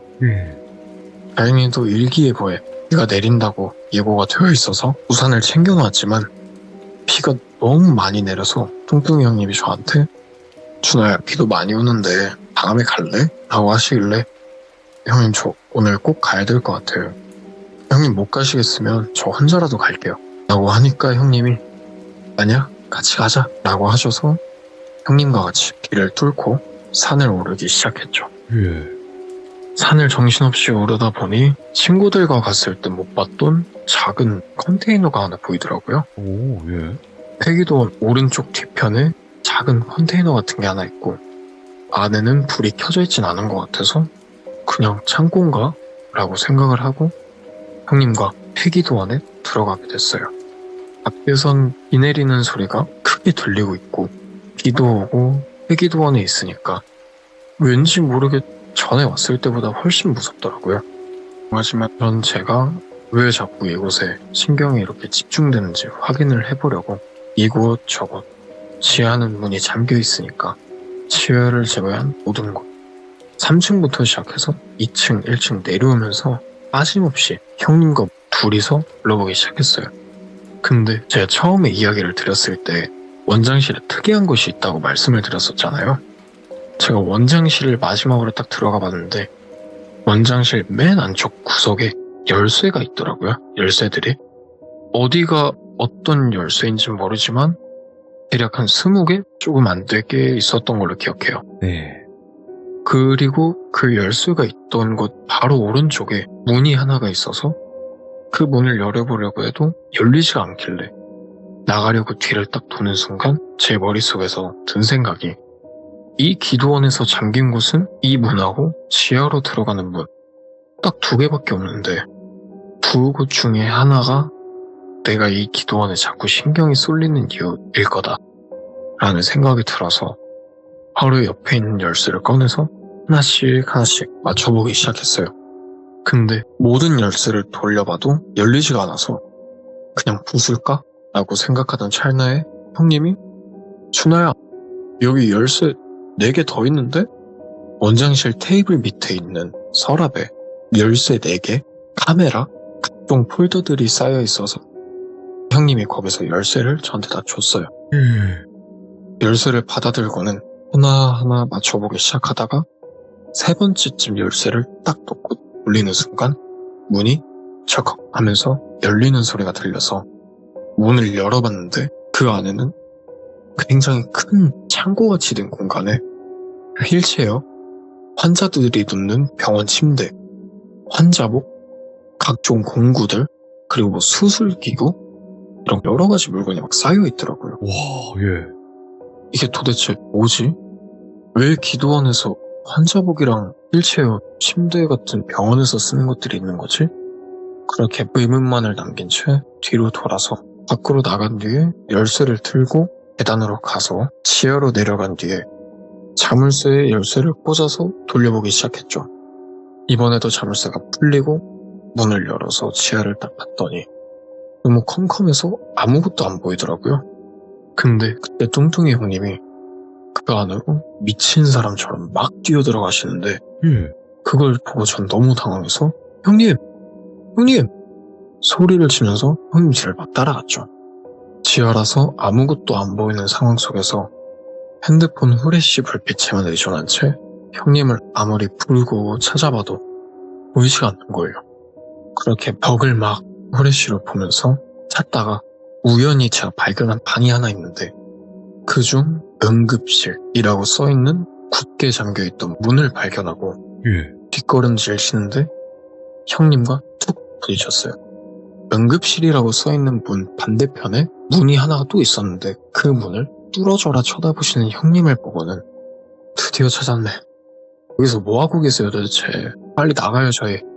근데 아무 말이 없어요. 형님 나가자고요 빨리. 아무 말이 없어요. 계속 나가자고 해도 아무런 말이 없길래 형님 옆으로 가서 형님이 바라보고 있는 문을 후레쉬로 비춰보니까 수술실, 관계자외 출입 금지. 그 문을 보자마자 저는 너무 놀라서 형님의 손목을 잡고 밖으로 나가려고 1층으로 올라가는 계단으로 막 뛰어갔죠. 근데 계단에 도착하기 직전에 제 귀에 사람 발소리가 들리는 거예요. 예. 큰일 났다. 경비 아저씨가 계실 수 있다는 생각은 못 해봤는데 그치. 그럴 수 경비 있어요. 아저씨 오시나 보다 라고 생각을 하고 1층으로 올라가는 계단 쪽을 후레쉬로 계속 비추고 있었는데 발소리만 들릴 뿐 어떠한 것도 안 보이는 거예요. 그래서 제가 형님을 쓱 쳐다봤는데 혹시 백내장 걸린 분들 눈 보신 적 있나요? 하얗죠. 그런 것처럼 이 형님 눈이 하얗게 변해서는 정신을 아예 못 차리고 계시는 거예요. 근데 형님이 이렇게 되신 것도 너무 무서운데 터벅터벅 하는 발소리는 끊이질 않고 점점 가까워지는 게 너무 무서워서 저도 정말 정신을 잃을 것 같았지만 꽉 붙잡고 염주와 놀이개를 주머니에서 꺼내서 꼭 쥐고 안쪽을 바라보고 있었어요. 네. 발소리가 점점 가까워지다가 모습을 드러냈을 때 제가 봤던 모습은 경비 아저씨가 아니라 양쪽 눈을 가리는 붕대를 끼고 있고 손으로 벽을 짚으면서 걸어오고 있는 나이가 어려 보이는 예. 대략 20살 후반에서 30살 초반처럼 보이는 분이 걸어오고 계시더라고요. 그걸 보자마자 저거 사람 아니다. 그래서 바로 형님 손목을 잡고 뒤로 돌아서 방 안으로 들어갔어요. 들어가니까 침대가 한 개 있고 요강이 하나가 있고 병실같이 되어 있길래 그 안에서 숨어서 발소리가 멈추기를 기다리고 있었어요. 근데 어느샌가 두 개의 발소리가 들리는 거예요. 하나는 발소리가 터벅터벅 빠르게 걷고 있고 다른 발소리 하나는 터벅터벅 굉장히 느리게 걷고 있고 그런 소리가 들리길래 병실 안에서 문에 귀를 대고 바깥 소리를 딱 들어봤는데 지하로 들어오는 문 쪽에서 소리가 나더라고요. 굉장히 중저음에 나이가 좀 있어 보이는 목소리로 이걸 또 누가 해온 거야 하는 소리와 동시에 느린 발소리는 딱 멈췄어요. 그러면서 발걸음 소리가 들리더니 철컥철컥 이 소리가 들리고 그 옆방에서 철컥철컥 이 하는 소리가 들리고 문 열리는 소리가 점점 가까워지다가 다시 터벅터벅 하는 소리가 들리더니 계단 위로 올라가는 소리가 들리더라고요. 그때 전 형님 손목을 딱 붙잡고 지금 아니면 못 도망간다. 발소리도 안 들리니까 나가야겠다 라고 생각해서 병실 문을 열고 계단으로 미친 듯이 뛰어서 1층 바깥으로 나가려고 하는 순간 학생 여기서 뭐해? 뒤를 돌아보니까 2층으로 올라가는 계단에 40대에서 50대 정도 되어 보이는 아저씨 한 분이 앉아서 제가 나오기를 기다리고 있더라고요. 너무 놀라서 몸이 얼어붙어서 아무 말도 못하고 있으니까 그 아저씨께서 수술실 들어갔어 안 들어갔어 이러셔서 안 들어갔어요 라고 한 뒤 뒷걸음질을 치면서 점점 도망가려고 하는데 아저씨께서 그대로 가면 친구 눈 못 뜰 수도 있어 대뜸 이렇게 말씀을 하시는 거예요. 제가 무슨 말씀이세요? 물어보니까 따라와 라고 하시면서 원장실 쪽으로 걸어가시더라고요. 근데 전 너무 무섭기도 하고 당장 나가고 싶은 마음에 너무 무서워요. 가기 싫어요. 저 돌아갈래요. 라고 했더니 그 아저씨께서 한숨을 푹 쉬시더니 어딘가에 전화를 하셔서 예, 접니다. 늦은 시간에 죄송하지만 혹시 기도원으로 잠깐 와주실 수 있습니까? 라고 말씀을 하시길래 나 죽는 건가? 뭐야? 싶어서 도망가려고 뒤를 도는 순간 염주랑 놀이개 그거 누가 준 거니? 무당이 준 거 같은데 너 무속인이냐? 그 말을 듣자마자 전 왠지 모르게 이 사람이 무당이거나 스님이거나 이쪽 일을 하는 사람 같다라는 생각에 전에 이야기 드렸던 이야기를 간략하게 설명드리고 그때 당시에 할머니께서 주셨다고 말씀을 드리자 덕 많이 받겠네. 이번에도 그 덕 좀 봐야겠다 하시면서 따라오기 싫으면 여기 있어. 금방 올 테니까 하시더니 원장실에 들어가셔서 1분도 안 되는 시간 만에 서류 뭉텅이를 들고 나오셔서 쫙 펼쳐서 보여주시더니 자, 여기부터 여기 있는 사람들 보여? 2장부터 2장까지 있는 사람들. 여기 기도원에 다녔던 사람들이야. 그리고 여기부터 여기 있는 사람들 있지. 여기 있는 사람들은 불법 체류자들이야. 기도원 다녔던 사람들 중에 노란색으로 원 그려져 있는 사람들 있지. 왜 이 사람들만 원이 그려져 있을까? 그렇게 의미심장하게 물어보시길래 모르겠어요. 이러니까 여기 이 원 그려져 있는 사람들, 이 사람들로 사람 장사한 거야. 제가 뭔 말인지를 몰라서 네? 이러니까 장 팔았다고. 원장 사람들 가지고 장사했던 거라고. 그 말을 듣고 저는 손이 덜덜 떨리기 시작했어요. 야, 이거 보통 것이 아니었네. 예. 그렇고 이어가시는 말씀이 여기 들어온 사람들 중 지하에 들어갔을 때 이상 행동을 보이는 사람들이 간혹가다 있어. 그 사람들 특징이 뭔지 알아? 다 하나같이 눈 멀고 정신 반쯤 나가서 돌아와. 너흰 그런들 들어간 거라고 이러셔서 저는 진짜 울먹울먹거리면서 어떻게 해야 돼요? 눈 못 고쳐요? 무당 부르면 되잖아요. 아저씨 무당 아니에요? 이러니까 아저씨께서 난 무당도 아니고 나로선 아무것도 못해. 그래서 여길 사람들 안 오게 감시하는 게 다야. 스님 오고 계시니까 기다려. 그렇게 숨막히는 정적이 흐르고 전 형님의 눈이 정말 멀어버릴까. 혹시라도 형님 눈이 멀어버리면 제가 이끌고 왔는데 제 잘못이잖아요. 그래서 정말 눈물을 뚝뚝 흘리면서 형님을 부축하고 1시간 가까이 흘렀나? 아저씨께서 오셨다 이러시더니 입구를 보니까 저희가 생각하는 딱 스님의 모습을 하신 남성분이 들어오시더니 형님도 아니고 그 아저씨도 아니고 저를 딱 보시더니 목례를 딱 하시더라고요. 예? 갑작스러운 스님의 목례, 저도 당황하고 같이 있던 아저씨도 당황해서 예. 벙치고 있었는데 그 스님께서 아이고 아여운 인생을 살아온 아이에게 꽤나 큰 덕을 주려고 하시는군요 하시는 거예요. 그러시면서 그 형님을 쓱 보시더니 모두 지하로 내려갈까요? 하시는 거예요. 그 말을 듣고 저와 형님, 아저씨와 스님 모두 지하로 내려갔죠. 스님은 지하 중간 지점에 앉으셔서 초를 몇 개 피워놓으시고 저와 아저씨에게 떨어지라고 말씀을 하신 뒤 형님을 앞에 앉혀두시고는 정신이 반쯤 나간 형님에게 물경을 읊으시면서 30분 가까이 계속 기도를 하시더라고요. 그렇게 스님이 땀에 젖어서 땀 범벅이 되실 정도로 힘겨워 하시다가 저를 쓱 보시더니 지니고 계신 게 있으시죠? 그걸 태워야 할 것 같습니다.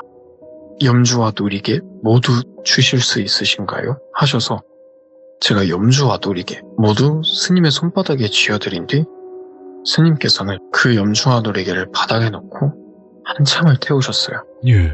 근데 노리개와 염주가 타고 있는 것을 보다가 제 귀에 염주와 노리개가 타들어가는 소리, 스님의 불경 읊는 소리, 목탁 소리가 들림과 동시에 남녀노소 할 거 없이 많은 사람들의 울음소리 비슷한 게 확 들리더라고요.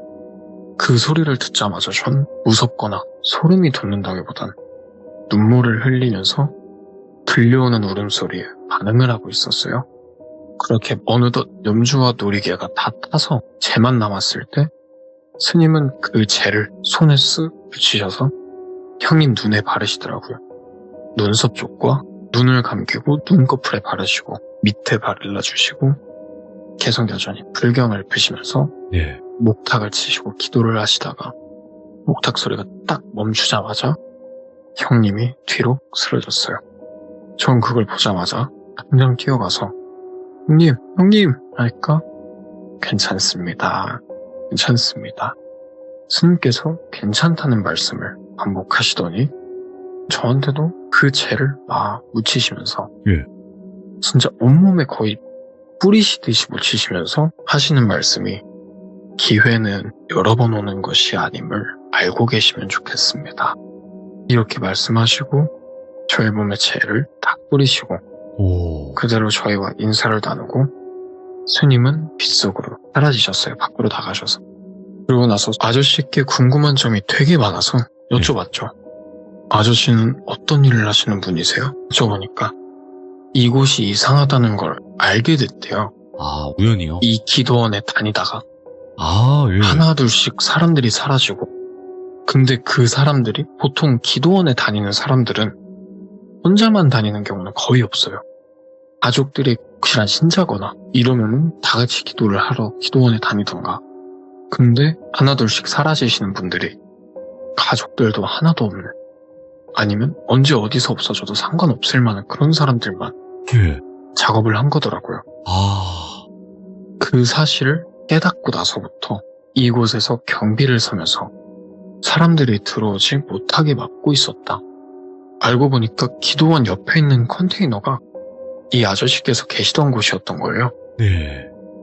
그리고 저하고 이 형님을 찾으러 이 안으로 들어온 이유는 저희가 이 기도원에 들어왔을 때 문도 열어놓고 입구 문을 열어놓고 안에서 소리를 지르고 하니까 바로 옆에 컨테이너에서 나오셨던 거예요. 네. 그리고 제가 3층 사진이 생각나서 3층에 환자복을 입고 있는 사람이 병실에 누워있는 사진을 봤다고 했어요. 그건 뭐예요? 이 형 눈은 돌아올 수 있는 거예요? 이러니까 네. 덕을 타고 나서 다행이지. 하마터면 너가 눈 잃을 뻔했어. 308호 살던 사람이야. 눈 잃었다던 그 사람. 예. 이 말을 듣자마자 전 하마터면 시가 큰일 났을 수도 있었구나 라고 생각이 들면서 이 형님한테 너무 미안하더라고요. 그리고 아저씨께서 이어 말씀하시길 눈은 돌아올 거야. 걱정 말고 집 가렴 하시는데 형님이 정신을 차리기까지 아저씨의 컨테이너에서 비를 피하고 있다가 네. 20분 정도 아저씨와 얘기를 나눴는데 아저씨께서 정말 충격적인 말씀을 하셨어요. 네. 여기 원장 사람 장사하다가 돈 받은 거 들고 이미 해외로 떠났어. 와, 그럴 것 같더라니. 그래서 방치된 거고 예. 이 사실 모르는 사람들 기억 속엔 아무런 문제 없는 추억 속의 기도원으로만 생각하고 있겠지. 외국인 노동자들도 이미 자기 나라로 떠난 지 오래야. 이 건물도 철거한다고 하더라. 이런 얘기를 하며 시간을 보내다가 예. 형님이 뒤척이시는 거예요. 그래서 형님 하면서 깨우니까 형님이 잠에서 깨는 듯한 모습으로 눈을 비비면서 일어나셔서 저를 보시고는 여긴 어디야? 아저씨 누구세요? 다행히 멀쩡해 보이는 형님을 모시고 아저씨께 감사하다 인사를 꾸벅 드린 뒤 네. 저와 형님은 비를 뚫고 내려오면서 형님께 지금껏 일어났던 일들을 설명드리니까 형님이 하신 말씀이 너가 지하 문을 열고 나서 흰색 머리를 한 가운을 입은 남자가 내 눈을 손으로 딱 가렸다. 그러고 나서 손을 떼고 났을 땐 시야가 점점 흐려지더니 앞이 안 보이기 시작했다. 그때 유일하게 보였던 게 구석에 빛 하나가 있었는데 그 빛을 따라가야 된다고 생각해서 무작정 뛰었던 거고 예. 그 형님이 뛰어갈 때 들었던 제가 부르는 제 목소리를 끝으로 기억이 없다고 말씀을 하시더라고요. 예. 이렇게 형님하고 저는 산에서 내려와서 무사히 각자 집으로 돌아왔고 그 다음날부터 아무리 키가 약해져도 이 기도원에는 신경이 더 이상 쓰이지가 않더라고요. 이야. 이 일이 있고 나서 저는 1년도 안 돼서 예. 완전 반대 지역으로 예를 들어서 서울 살았다고 치면 부산으로 예. 완전 멀리 이사를 왔고 아직도 그곳에 사는 친구들에게 들어보니 그 기도원은 철거됐고 지금은 그 자리에 아무것도 없다고 하면서 기도원이 병실이나 수술실, 응급실 같은 게 있으면 안 되잖아요. 네. 근데 철거하는 동안 그런 것들이 발견돼서 그 건물 주인한테 연락을 해보니까 그 건물 주인도 행방이 외연하다고 그렇게 말을 해주더라고요. 아니, 일반적으로 산에 비 올 때 그런 폐 기도원에 가는 것조차도 일단은 위험할 수 있는 부분인데 거기는 분명히 악행들이 저질러졌던 곳이다라는 설명을 들은 거잖아요. 네, 맞아요. 그런 곳이니까 훨씬 더 한이 깊었던 곳이지 않을까. 네. 그리고 와, 제가 오, 이 이야기는 네. 제 주변 사람들은 거의 다 알고 있어요. 오, 예. 가끔씩 술 먹을 때마다 항상 해주던 이야기인데 그 친구들한테도 한 번도 말 안 했던 이야기가 하나 있는데 이 형님이 지하로 뛰어들어가실 때 네. 저는 형님이 스스로 제 발로 뛰어가는 게 아닌 걸 봤어요. 아, 예. 그 앞에서 눈먼 사람하고 배 쪽에 칼자국 있는 사람, 다리 없는 사람, 되게 여러 명의 사람이 남녀노소 불문하고 형님의 머리끄댕이를 잡고 끌고 들어가는 걸 그때 저는 그걸 보고 형님께는 그걸 말씀을 안 드렸어요. 혹시라도 트라우마가 생기실까봐. 그분도 모르시는 이야기인 거네, 결국에는. 네, 당사자도 모르는 이야기예요. 야, 근데 더 다행이었던 거는 춘하님이랑 그 형님이 가셨을 때 아무도 도와주지 않았다라면 해결이 안 됐을 수도 있어요. 그쵸. 네. 그러니까 그나마 그 아저씨도 계셨고 그분이 또 스님까지 불러주셔서 영적으로 뭔가를 해결을 해주셨기 때문에 지금이야 네. 이렇게 웃으면서 이야기를 할 수 있는 부분인 거죠. 네, 맞는 것 같아요. 야, 다시는 그런데 안 가시겠네. 네. 절대 가시면 안 이런 되겠네. 일이 있고 나서도 몇 번 간 적은 있었어요. 근데 아이고, 예. 짧게나마 말씀을 드리자면은 친구가 정말 죽을 뻔한 적도 한 번 있었고, 아이고, 제 친구들이 제가 이렇게 헛것 보고 이런 걸 알아서 네. 가끔씩 저를 데리고 해가나 흉가 같은 데를 자주 가는데, 그러다가 친구 한 명이 죽을 뻔한 적도 있어서 아이고. 그때 이후로는 절대 안 가려고 하는 중입니다. 조심해야 돼요. 이게 아니 무슨 흉가 간다고 사람이 죽어 이럴 수도 있는데 사람에 따라서 영적으로 얼마나 예민하냐에 따라서 가서 정신을 놓고 오는 사람들도 있어요. 정말로. 네, 맞는 것 같아요. 야. 그래도 오늘 춘하님께서 산속에 있는 폐기도원 이야기를 들려주셨고 오늘 이야기도 또 이렇게 마무리가 되겠지만 또 여러 가지 이야기들을 많이 가지고 계신 분이기 때문에 앞으로도 잘 들려주셨으면 좋겠다 이런 생각이 드네요. 네. 네, 오늘도 좋은 목소리, 좋은 시간 감사합니다. 고맙습니다. 네, 감사합니다. 네. 자, 여러분들 가지 말라는 곳은 가면 안 돼요. 그러니까 춘하님도 재미로 가신 것도 있겠지만 분명히 재미가 아닌 경우가 있었을 거예요. 근데 여러 흉가나 아니면 뭐 유명한 그런 건물 이런 곳을 가셨다 보니까 또 여러 가지 일들이 있으셨던 것 같고요. 영적인 그런 능력도 어느 정도 있으시니까 이런 일들을 겪는 것 같아요. 근데 한 가지 내가 영적인 능력이 없다고 하더라도 그런 곳에 갔다가 내가 모르는 사이에 붙어올 수가 있어요. 그래서 항상 조심하셔야 된다라고 말씀을 드렸던 겁니다. 여러분들도 조심하시길 바랄게요. 감사합니다. 고맙습니다.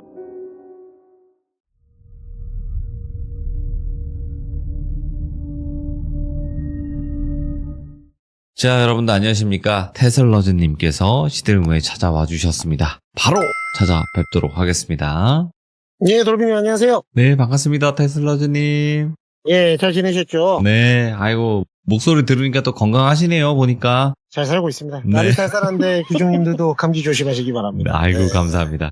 자, 오늘 해주실 이야기는 현실공포 쪽이 이야기가 될 것 같아요. 아, 예, 그렇습니다. 저랑 이제 비슷한 일 하시는 분이 네. 예전에 한 2000년대 초쯤에 겪으셨던 일이라고 해가지고. 오랜만에 직업괴담 느낌이 싹 오네요. 아, 약간 예, 그런 느낌입니다. 네. 예, 일단은 테슬러즈님과 같은 그쪽에 계시다는 거는 교육 쪽 그쪽이라는 건데. 예, 맞습니다. 어허, 그러면 바로 들어보도록 하겠습니다. 렛츠가.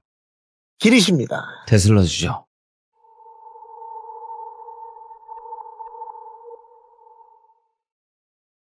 이분은 저랑은 이제 비슷한 일을 하시는 건 맞는데 저랑 연령대가 좀 다른 친구들을 수업을 하세요. 오. 그러니까 저는 이제 중고등 위주로 수업을 좀 하는데 네.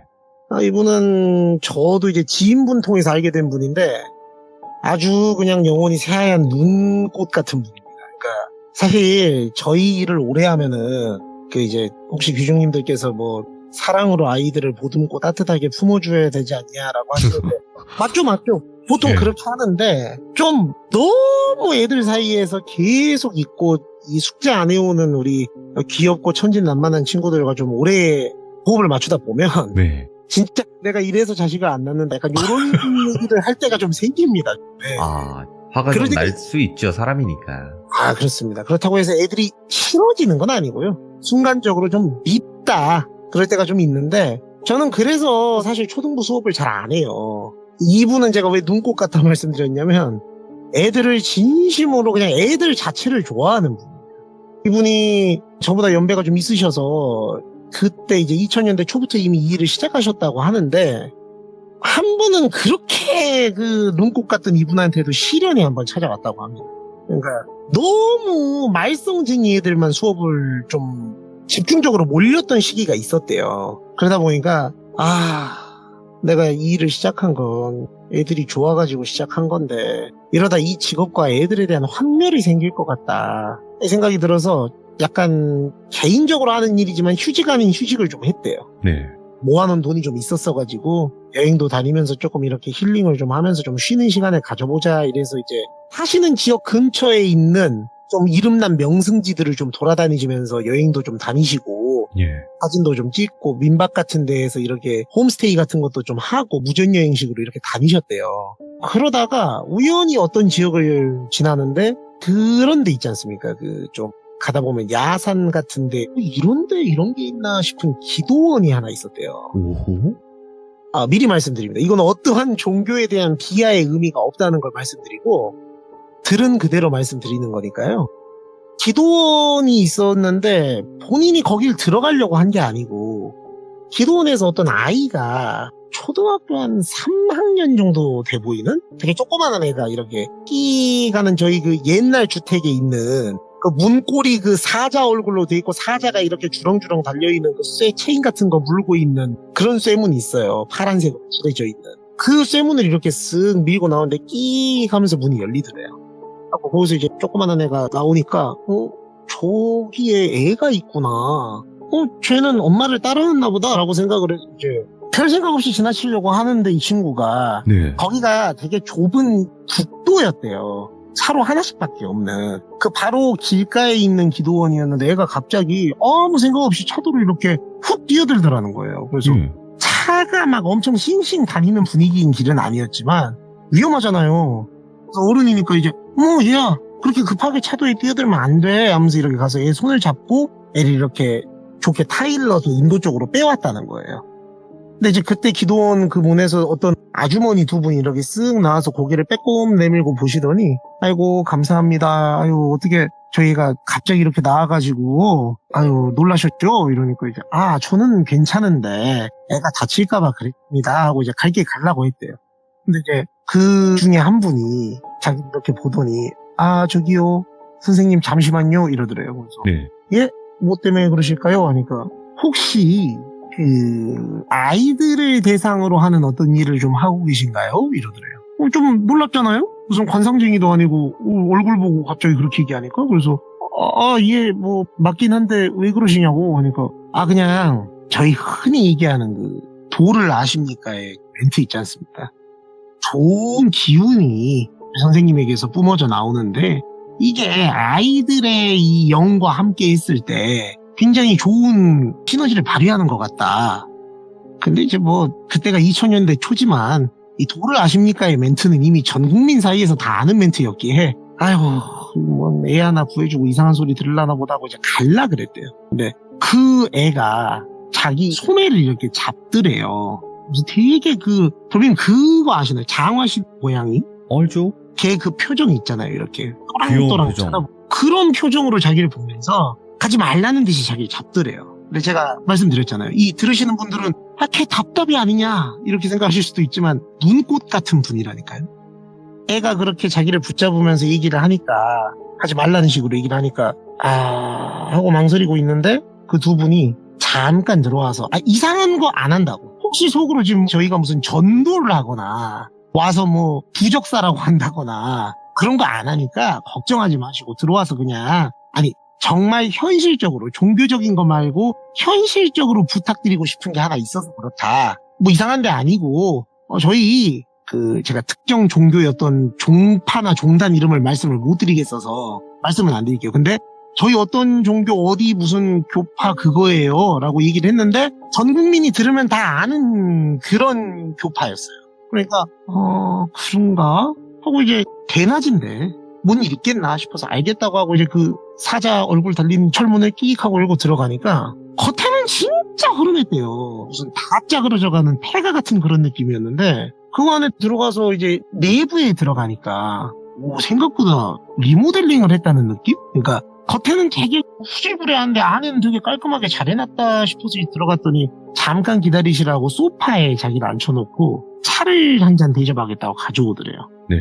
근데 이분이 눈꽃 같긴 한데 바보 같은 분은 아니라 안 마셨대요, 차를. 그냥 앞에 두고 괜히 좀 찜찜하다 해서 말씀하시라고 들어보겠다고 하니까 사실은 이곳에 저 친구만한 또래 애들 초등학교 한 3학년에서 5학년 사이인 친구들이 한 8명에서 10명 정도 있는데 네.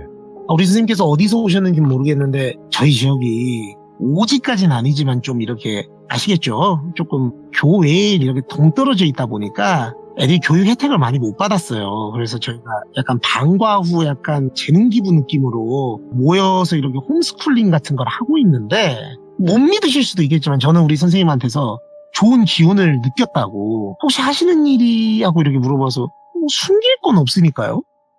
저는 아이들이 이런 일을 하고 있습니다 했더니 박수를 이렇게 치면서 맞다고. 내가 사람 제대로 봤다고. 그러니까 선생님한테선 그런 기운이 있더라니까요. 근데 뭐 코앞에 대고 뭐 웃는 사람 얼굴에 침 못 뱉는다고. 그게 무슨 말 같지도 않은 소리예요. 이럴 순 없으니까. 그냥 예. 아유 감사합니다 하고 들었대요. 네. 근데 이제 듣는데 그래서 조심스럽게 부탁을 좀 드리고 싶은 게 혹시 저희 이 애들을 맡아서 좀 저희가 이제 담임 목사님이 있듯이 담임 선생님을 정해서 얘들을 좀 맡아서 관리해줄 분을 찾고 있었는데 오늘 자기가 사실 기도를 드리면서 게시 같은 게 왔었다고. 근데 우리 선생님 오신 거라고 뭐 이렇게 말을 하더래요. 그래서 솔직히 좀 이상하잖아요. 이게 그러니까 정말로 죄송합니다. 종교가 있으신 분들 입장에서는 그런 게 있을 수 있다고 생각하실 수 있지만 이분도 종교가 없으신 분이에요. 그러니까 일반인들 입장에서는 통상적인 상황은 아니다 이게. 희한하네 싶은데 이게 약간 고도의 전략이었는지 모르겠지만 애들을 그 자리에 쭉 불러와가지고 앞에 앉혀놨더래요. 예. 그래가지고 이렇게 자기를 또롱또롱 쳐다보고 있으니까 애들이 그 똘망똘망한 눈망울로 자기를 보니까 미치겠더래요. 어쩌면 자기한테도 이런 변화의 계기가 필요했는데 아까 말씀드린 대로 환멸 들고 찌들어 있던 자기한테 어쩌면 이게 터닝 포인트이지 않을까? 약간 이런 생각이 좀 들었대요. 그래서 고민을 조금 해보고 제가 어차피 지금 아직 여행 중이라서요. 당장 확답을 드린다 해도 일을 할 수 있는 상황이 아닙니다. 그래서 제가 일단 고민 좀만 해보고 한 일주일 안에 연락을 드리겠습니다. 라고 했더니 자기 손을 이렇게 두 손을 맞잡으면서 아이고 우리 선생님 진짜 어렵게 용기 내주셔서 감사하다. 마치 이미 허락한 것처럼 얘기를 하더래요. 그래서 정말로 좋은 일 하시는 거고 맞아 선생님 제가 중요한 걸 얘기를 하는데 절대 무급으로 선생님을 착취하려는 게 아니에요. 정당한 대가를 지불할 거고 원하시는 만큼 피를 지불을 할 겁니다. 저희가 보시기엔 어떤지 모르겠지만 나름대로 헌금도 착실히 받아서 이런 좋은 일에 쓸 수 있도록 다들 신도분들께서 양해하고 계시니까 그런 부분은 전혀 걱정하지 마시라고. 오시는 뭐 유류비부터 시작해서 체재비 뭐 이런 거 다 지원해드리겠다. 그러니까 뭐 알겠습니다. 일단 제가 조금 생각을 해볼게요 했는데 결정적으로 자기가 그 대문을 나섰는데 아까 그 친구 있잖아요. 그 조그만한 친구. 걔가 이렇게 자기 손을 다시 잡으면서 고마워요 이랬다는 거예요. 그러니까 여기서 이미 사실 결심은 어느 정도 했대요. 이게 자기가 종교는 없지만 약간 운명 같은 건가 보다 라고 생각을 하고 여행이 끝나고 3일 정도 신변 정리를 좀 한 다음에 연락을 했답니다. 연락처 주셔가지고 제가 고민하다가 연락드렸습니다. 한번 해보겠다. 근데 기간을 어느 정도로 잡아야 되냐. 뭐 무기한으로 계속 왔다 갔다 해야 되는 건가요? 그랬더니 뭐 선생님 괜찮으실 때까지 해주시면 되는 거지 저희가 뭐 기간 정해놓고 절대 그렇게 안 한다. 근데 제가 자차가 없는데 거기까지 어떻게 가야 될지를 했더니 저희 기도원에 다 차가 있습니다 했는데 혹시 주셨는데 그 차 아시는지 모르겠어요. 예전에 그 승합차의 대명사가 지금은 스타렉스인데 그거 말고 예전에 그레이스라는 차가 있었습니다. 봉고차. 그 약간 그 뒤에 스타렉스 비슷한 느낌인데 좀 더 홀쭉하고 뒤에 사람들 많이 태울 수 있는 그런 차가 있었어요. 네. 그레이스가 있다고 하면서 그 차명을 막 얘기하면서 우리 좋은 거 그레이스 깔끔한 거 잘 나가는 거 있는데 그거 우리 신도들 픽업할 때 쓰는 건데 우리 선생님 전용 카로 제가 픽업해서 모셔다 드리겠다고 막 얘기를 하더라고요. 그래서 진정성이 느껴진다. 알겠다. 열심히 해보겠습니다 해서 이제 준비를 하고 뭘 가르쳐야 될지를 생각을 하고 이제 물어봤더니 교과 뭐 어려운 거 말고 학교에서 하는 수업 내용 복습만 해주시면 된다고. 예를 들어 저희 어렸을 때는 수학 익힘책이라고 있지 않았습니까? 그런 거 뭐 학교에서 하면은 식풀이 같은 거 안 돼 있으면 좀 봐주시고 곱셈 뺄셈 이런 거 그런 거 기본적인 거 좀 봐주시면 되는 거지. 저희는 아이들이 맑은 성령이 충만해가지고 주님 말씀을 받을 수 있도록 하려면 기본적인 이런 기초적인 교육 과정도 필요하다고 생각을 해서 시키는 거니까 막 도심에서처럼 성적 압박받고 그러실 필요 없다고 이렇게 얘기를 하더래요. 이거 되게 좋은 거거든요. 그래서 감사하다 했는데 사실은 이제 페이 얘기를 물어보고 싶었는데 그 시절만 해도 그런 게 좀 있었대요. 그러니까 지금은 좀 그런 분위기가 덜한데 일하러 가는 사람이 초장에 돈 얘기 물어보는 게 좀 터부시되는 시기였대요. 그때가 너무 돈 한다는 그런 게 좀 이미지가 박힐까봐 이건 내가 꺼내기 좀 그런가 하고 그냥 네 그럼 언제 가겠습니다 하고 그날 갔더니 이제 그레이스가 딱 나간 장소에 있더래요. 기사님이 오셔가지고 태워가지고 쭉 들어가는데 오지를 한참 들어가는데 자기가 여행할 때랑은 또 기분이 다르더래요. 어쨌든 여기가 직장이 돼서 가는 거니까 여기가 이렇게 생겼구나. 나중에 애들 좀 친해지면은 이런 데에는 데리고 나와서 체험학습처럼 개울가에서 뭐 이렇게 물장구 치고 노는 것도 괜찮겠다 막 이런 생각을 하면서 나름대로 갔는데 들어가서 이제 딱 문을 열고 들어가니까 그 여성분이 나와서는 또 자기 두 손을 맞잡고 어서 오시라고 하더니 들어오시라고. 그래서 이제 자기를 그 소파 있는 방에 데리고 가서 초장에 딱 그 말을 하더래요. 우리 선생님 페이 얼마 드리면 되겠냐고. 그래서 너무 고맙더래요. 자기가 꺼내고 어려운 얘기를 먼저 해주니까. 그러니까 자기는 바라는 금액이 막 있는 건 아닌데 전에 일할 때는 이 시간 정도면 이만큼 받았다 하고 이제 받았던 금액을 종이 위에다 쓱 써갖고 보여줬대요. 그러니까 이제 뭐 예를 들어 당신 기준으로 250이었다고 쳐볼게요. 그럼 이제 250을 딱 쓰니까 근데 저희도 이 정도를 맞춰드리면 좋은데 역시 도심 쪽이 단가가 세군요. 사실 저희가 생각한 건 하고 중간에 있는 그 5자를 공짜로 살짝 그 어른들이 고칠 때 여러 번 뱅글뱅글 돌려갖고 0으로 만드는 거 있잖아요. 예. 글자를 0으로 이렇게 쓱 고치면서 저희가 해드릴 수 있는 건 이 정도일 것 같은데 하면서 200을 딱 얘기하더래요. 지금으로 하면 이거 뭐 말도 안 되는 금액이냐 하겠지만은 2000년 초니까요. 나쁜 금액은 아닌데 조금 아쉽기는 하더래요. 근데 이제 내가 여기 돈 벌려고 들어온 건 아니니까 나도 터닝 포인트를 찾으러 온 거니까 그래 그렇게 하자 해서 이제 근무 시간부터 시작해서 다 얘기를 하고 오늘부터 그럼 바로 하면 되겠느냐 그러니까 시작해 주시면 된다 해서 이제 애들을 만나고 수업을 하는데 너무 마음이 정화되는 것 같더래요. 애들이 하는 질문이 이제 도심에서는 들을 수 없었던 얘기였대요. 애들이 막 선생님 근데요 수학을 익혀서 먹으면 수학 익힘책이에요 막 이러더래요. 그러니까 이게 저희 입장에서는 뭐야 하는데 이제 자기가 하던 그때 좀 딱딱하게 수업만 하던 친구들 입장에서는 진짜 수업만 하고 뭐 안 되면 땡땡거리고 과제 안 해오고 나서도 약간 좀 자기 할 말만 하는 그런 애들만 보다가 너무 애교 넘치고 익살스러운 애들을 보니까 그래 내가 돈 조금 덜 받더라도 할만하다 이 보람이 있다 이렇게 생각을 했대요. 그래서 어느덧 눈 감았다 뜨니까 한 달이 지나 있더랍니다. 시간이 진짜 빨리 가는구나. 확실히 그래 이렇게 좋은 산천에서 일하고 애들하고 좋은 기운 받으면서 일하니까 참 좋다. 급여를 받는 날이 됐습니다. 내심 기대를 하죠. 아무리 돈이 아니었다 하지만 근데 통장이 지금은 이제 입금이 들어오면 저희 스마트폰에 띵동하고 이렇게 알림이 뜨지 않습니까? 근데 당신 그런 게 없으니까 가서 이제 확인을 몇 시에 넣어주겠다라고 얘기를 했대요. 예를 들어 3시에 넣어주겠다라고 얘기를 했으면 1시간 정도 있다가 텀을 두고 은행에 가서 이제 통장을 보고 확인을 했는데 200을 주기로 했잖아요. 199만 원이 들어와 있더래요. 그래서 보고 이게 뭐야? 이상하잖아요. 그래서 더럽게 찜찜하더래요. 저희가 그렇잖아요. 월급을 얼마를 주기로 했으면 그걸 받아야 맞는데 10,000원이든 1,000원이든 빠져있으면 생각이 많아지잖아요. 그래서 이게 지금 뭘까? 혹시 내가 못 들었던 사항이 있나? 뭐 공제하기로 한 비용이 있었나?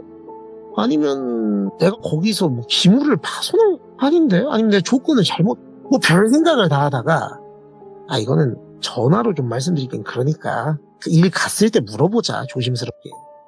그래서 이제 말을 하려 했는데 약간 그분이 그 여성분이 그런 타입이래요. 그러니까 저희가 사람 중에 보면은 너무 사람이 좋아 보여가지고 어려운 얘기 꺼내기 어려운 사람이 있어요.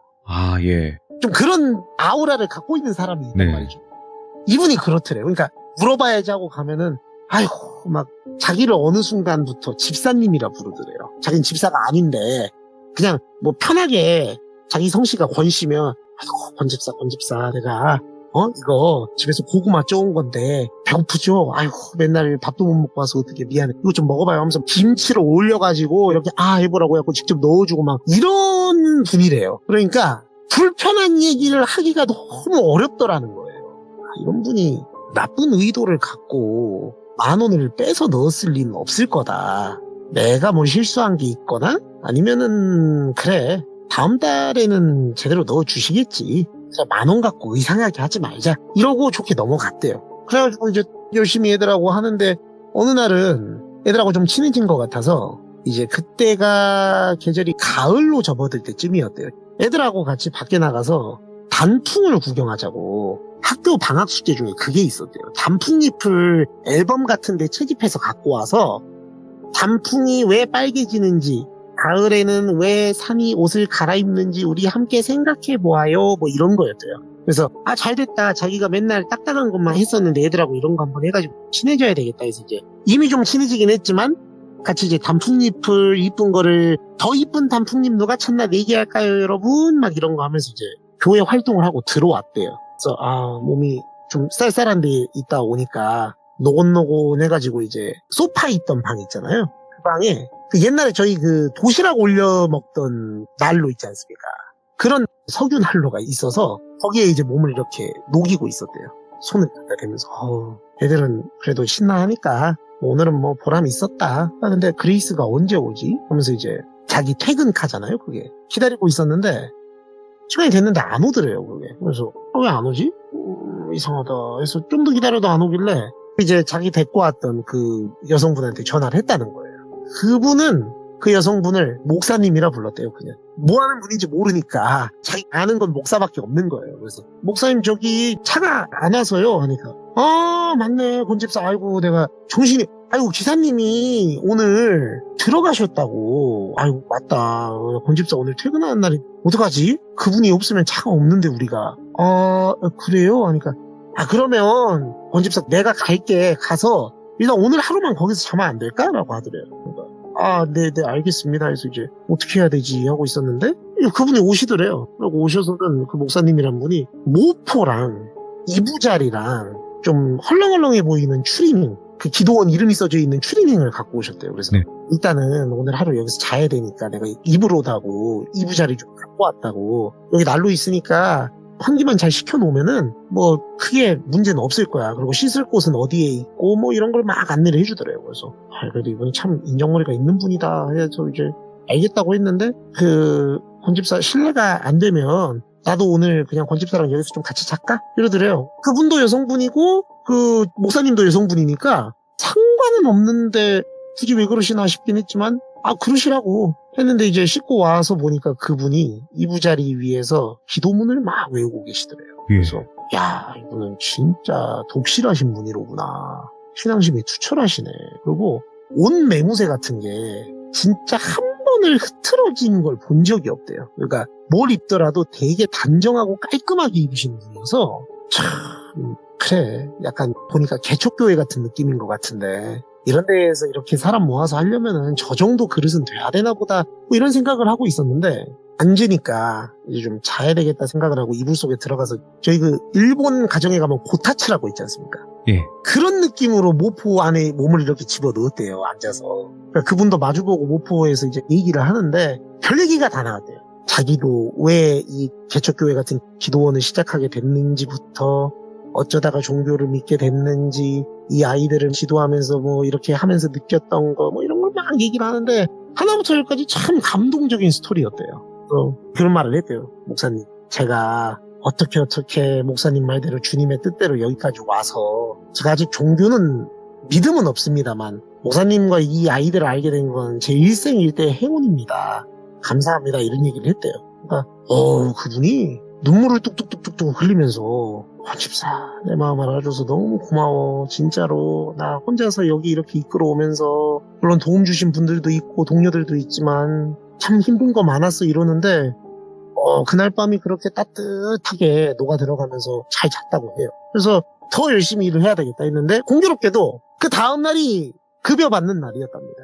그래서 이제 뭐 어제 그 일도 있었고 이번에는 잘 넣어주시겠지, 챙겨서 알아서 잘 해주시겠지라고 생각을 하고 목사님 저 그럼 이제 가볼게요 해서 그래요 너무 고생 많았어 조심해서 들어가고 해서 이제 그 다음 날에 급여 받는 날이 돼서 네. 그레이스를 타고 집에 들어가는 길에 들어왔겠지 하고 ATM기에 가서 통장을 넣어서 확인을 해보니 198만 원이 들어와 있더래요. 뭐야 이거? 이상하잖아요. 그때는 좀 불쾌했대요, 솔직히 조금씩. 약간 뒤통수 맞은 느낌? 아니 어제 내가 그렇게 얘기를 들어주고 같이 진심을 나눴다 생각했는데 이거는 너무 의도적인 것 같잖아요.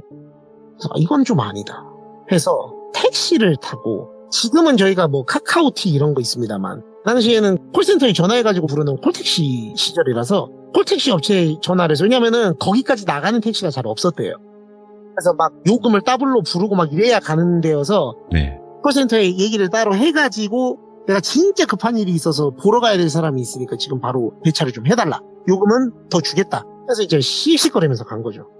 그래서 가서 이제 문을 거기 들어가서 두드려가지고 이제 얘기를 했대요. 목사님, 저 권집사인데요, 말씀 좀 드릴 게 있어가지고요 하니까, 어유 네네 들어오세요 또 좋게 얘기하더라고요. 그러니까, 저기 바쁘세요 목사님? 하니까 아니에요 들어와요. 뭐 때문에? 보니까 그 성경이나 기도문 같은 거 네. 바뀌어서 옮겨서 적는 거를 하고 계셨대요. 이런 거를 하면은 마음이 좀 더 깨끗해지고 성령이 충만한 느낌이 들어서 시간 날 때 성경 말씀을 조금씩 이렇게 필사를 하고 있다고 화가 났대요. 그딴 거 할 시간에 내 월급이나 똑바로 챙겨주지. 이분이 원래 그런 분이 아닌데 자기 나름대로는 배려를 많이 했다고 생각을 했는데 또 이러니까 이제 그때는 화가 나더래요. 그래서 목사님 그것도 좋은데요, 저 급여 좀 이랬대요. 뭔가 급여? 급여 왜요? 나 급여 넣었는데 내가 계좌를 잘못 봤나? 하더니 막 자기 통장을 이렇게 봐가지고, 그 예전에는 통장 넣어가지고 입출금 내역 정리를 막 했었잖아요. 그 정리한 내역들을 막 써보면 나 여기 제대로 넣은 거 아닌가? 권집사 계좌번호가 막 불러주더래. 뭐 이거 아니에요? 하니까 아니요 목사님 그게 아니고요, 액수가 저한테 처음에 말씀하실 때 이 금액이 아니었던 것 같은데 라고 하니까 아이고 권집사 사람 그렇게 안 봤는데 좀 잘 모르네 세상 물정을 이러더래요. 그러니까 자기를 되게 한심하다는 눈빛으로 쳐다보더라고요. 예. 그래서 이제 이분이 예? 그러니까 제가 뭐 잘못 알고 있는 게 있어요? 하니까 권집사 봐봐, 그 10,000원, 20,000원이라는 돈이 권집사한테 그렇게 큰 돈은 아니잖아요. 그죠? 이러더래요. 그러니까 예? 아니 그러니까 권집사한테 10,000원이 있고 20,000원이 있고 없고로 삶의 질이 달라진다거나 큰일 나거나 그래요? 아니요 그렇진 않아요. 그죠? 안 그러죠? 근데 우리 이 기도원 교회는 하면서 막 소리를 지르더래요. 그러면서 책상을 탕탕탕 이렇게 치면서 그 10,000원, 20,000원이 중요해. 엄청 중요하다니까? 내가 어제 그만큼 설명을 했는데 그걸 못 알아들어? 이러더래요. 저 막 화를 내더래 자기한테. 그러니까 너무 어이가 없어서, 아니 어제 저한테 무슨 그런 말씀을 하셨어요? 하니까 믿음이 부족하네. 내가 어제 그만큼 주님의 말씀을 얘기하고 내 진정성을 보였는데 그 10,000원, 20,000원이 그렇게 아까워요? 아니 그거 없으면 큰일 나? 권집사한테는 큰 돈이 아니지만 우리는 그걸 모아서 티끌 모아 태산해서 성지를 건설할 수가 있다고, 아이들에게 필요한 보금자리를 만들어줄 수 있다고 하면서 저는 잘 몰라요 성경을. 근데 전에 들었는데 뭐 사마리아인을 뭐 약탈한 무슨 누구 같은 심보다 막 이런 얘기를 하더래요. 그래서 아니요 목사님 오해가 있으신 것 같은데 저는 그냥 약속하신 제 급여를 달라는 거잖아요 하니까, 내가 약속을 그렇게 했다고, 주님께서 그렇게 약속하셨다니까. 그러면서 막 소리를 지르면서 성경을 갖고 와서 자기 머리를 이렇게 팍 치더래요. 책 모서리로 찍으니까 아프더래요. 그러고 왜 자기를 때리는 거냐 하니까 사탄이 들렸다. 정신을 못 차리고 그런 사소한 돈 한두 푼에 주님을 팔아먹으려고 하는 유다 같은 놈이라고 하면서 막. 근데 자기는 이분이 너무 나이스하고 쿨하고 성령이 충만한 그런 좋은 모습만 봐왔잖아요. 근데 이분의 눈빛에 악기가 들려있는 것처럼 보였대요. 막 악에 받쳐가지고 그 돈이 그렇게 중요해? 이런 천하의 때를 죽일 사탄은 물러거라면서 막 이걸 때리는데, 근데 이분이 체구가 그렇게 큰 분이 아닌데, 여성분이 어떻게 저렇게 조그만한 체구에서 이런 힘이 나올까 싶을 정도로 엄청 아프게 때리더래요. 그러니까 이게 사람의 힘이 맞나 싶을 정도로. 그래서 너무 아프니까 그만하시라고 하면서 밀었대요. 이분이 밀쳐져가지고 벽에 이렇게 퍽 부딪혔는데, 지금 나를 밀었어? 지금 날 때렸어? 그래 이제 이 사탄이 본색을 드러내는구만 하더니 갑자기 그 뒤쪽에 보면 캐비닛 있잖아요. 예전 사무실에 쓰던 그 철문으로 된 캐비닛이 있어요. 캐비닛 문을 열었는데 그 안에 뭐가 들었는지 처음 봤는데 그 안에 무슨 이걸 뭐라고 설명드려야 될지 모르겠어요. 저는 이제 그 대략적인 이미지 그거를 봤는데 그분은 그걸 그렇게 불러 법봉이라 불렀대. 법봉. 이 율법을 행하는 봉이다 이거예요. 정의를 심판하는 법봉이라고 부르면서 그게 야구방망이처럼 두껍진 않은데 예. 그 검도할 때 쓰는 죽도처럼 얇지는 않은 한 중간 두께 정도 되는 그런 방망이 같은 걸 들고 와서 자기를 막 때리려 하더래요. 근데 저거에 맞으면 내가 죽겠다 아니면 내가 부러지겠다 싶더래요. 아까 그런 힘으로 맞으고. 그래서 최고의 백이 뭡니까? 하나님 백, 부처님 백보다 좋은 백이 36개 주랭랑이에요. 여기 있으면 내가 죽겠다. 그래서 그냥 저 사람은 지금 뭐가 좀 이상하다 이런 생각이 들어서 빨리 이렇게 그 문을 벗어나가지고 그 기도원에서 나왔대요. 나와서 이제 아까 말씀드린 국도가 앞에 있잖아요. 여기서 어떻게 나가야 되지? 어떻게 어디로 가야 되지? 하고 이렇게 그쪽으로 딱 가려고 하는데 맞은편 도로 쪽 수풀 쪽에서 선생님 하더래요 누가.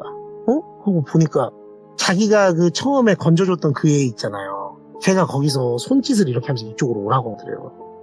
조용히 쉿 하면서 한 손으로는 이렇게 코에 갖다 대면 쉿 하는 손동작을 하고 나머지 한 손으로 이쪽으로 오라는 손짓을 하더래요. 그래서 빨리 뛰어갔대요. 그래갖고 그 애랑 같이 그 풀숲이 우거진 쪽에 이렇게 포복해갖고 있는데 그 밑에 농수로가 지나다니는 동그란 파이프처럼 돼 있는 빈 공간이 있었대요.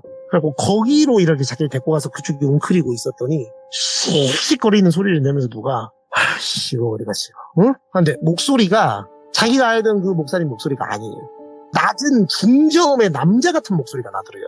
지금도 모르겠대요. 그 사람이 정신이 이상해진 그 목사인지 누구를 데리고 온 건지 모르겠는데 너무 무서워서 소름이 돋더래요. 그래갖고 여기서 나가면 안 되겠다 이러고 덜덜덜 떨고 있는데 그 애가 손을 이렇게 자기를 포개가지고 잡아주더래요.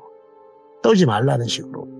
그게 그렇게 위안이 되더랍니다. 그래갖고 많이 이렇게 있었는데 심장박동이 쿵쿵쿵쿵 거리던 게 이제 조금씩 느려지는 게 느껴지더라고요. 그래서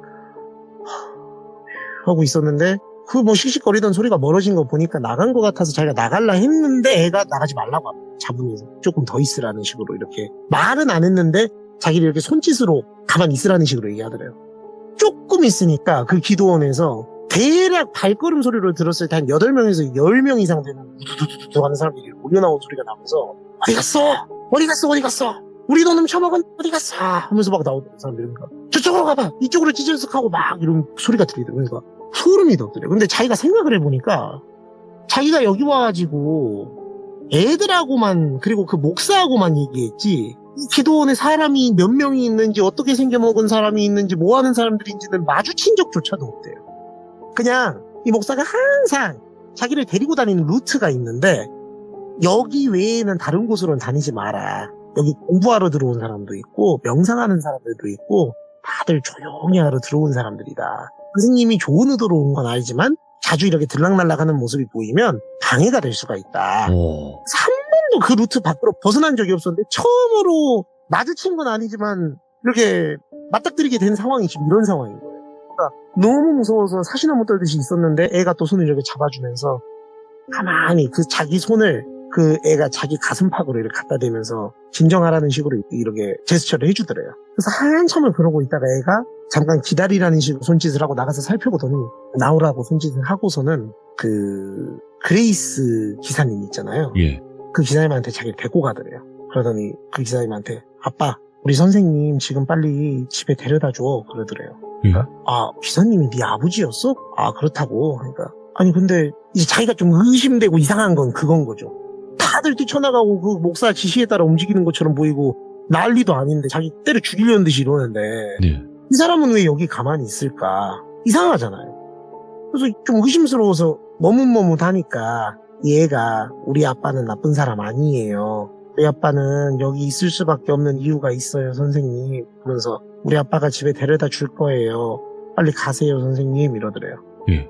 너는 어떻게 너는 여기 있어도 되는 거야 하니까 저는 여기 있을 수밖에 없어요. 빨리 가세요 선생님 이러더래요. 그러니까 너를 두고 어떻게 가 하니까 아, 빨리 가세요. 저는 여기 있어야 돼요. 어쩔 수 없어요 하면서 자기를 그렇게 내보내더래요. 일단은 애를 데리고 가려 했지만은 자기가 그렇게 계속 있어야 된다고 얘기를 하고 이대로 가면은 자기도 위험할 것 같아서 나왔대요. 그 기도원을 일단 그래서 타고 나왔다고 해요.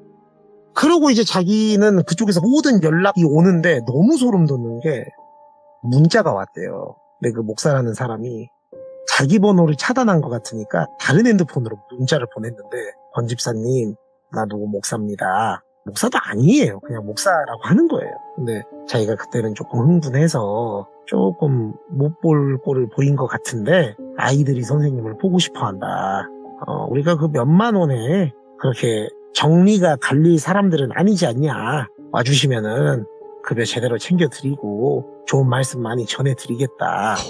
이러는데 좋은 말씀 전해드리겠다는 말이 너무 소름이 돋더라는 거예요. 급여를 챙겨줄지에 대한 확신도 없었고. 근데 자기는 마음속에 딱 그거 하나였대요. 그냥 그 애랑 그 아버지는 왜 거기 묶여있을까?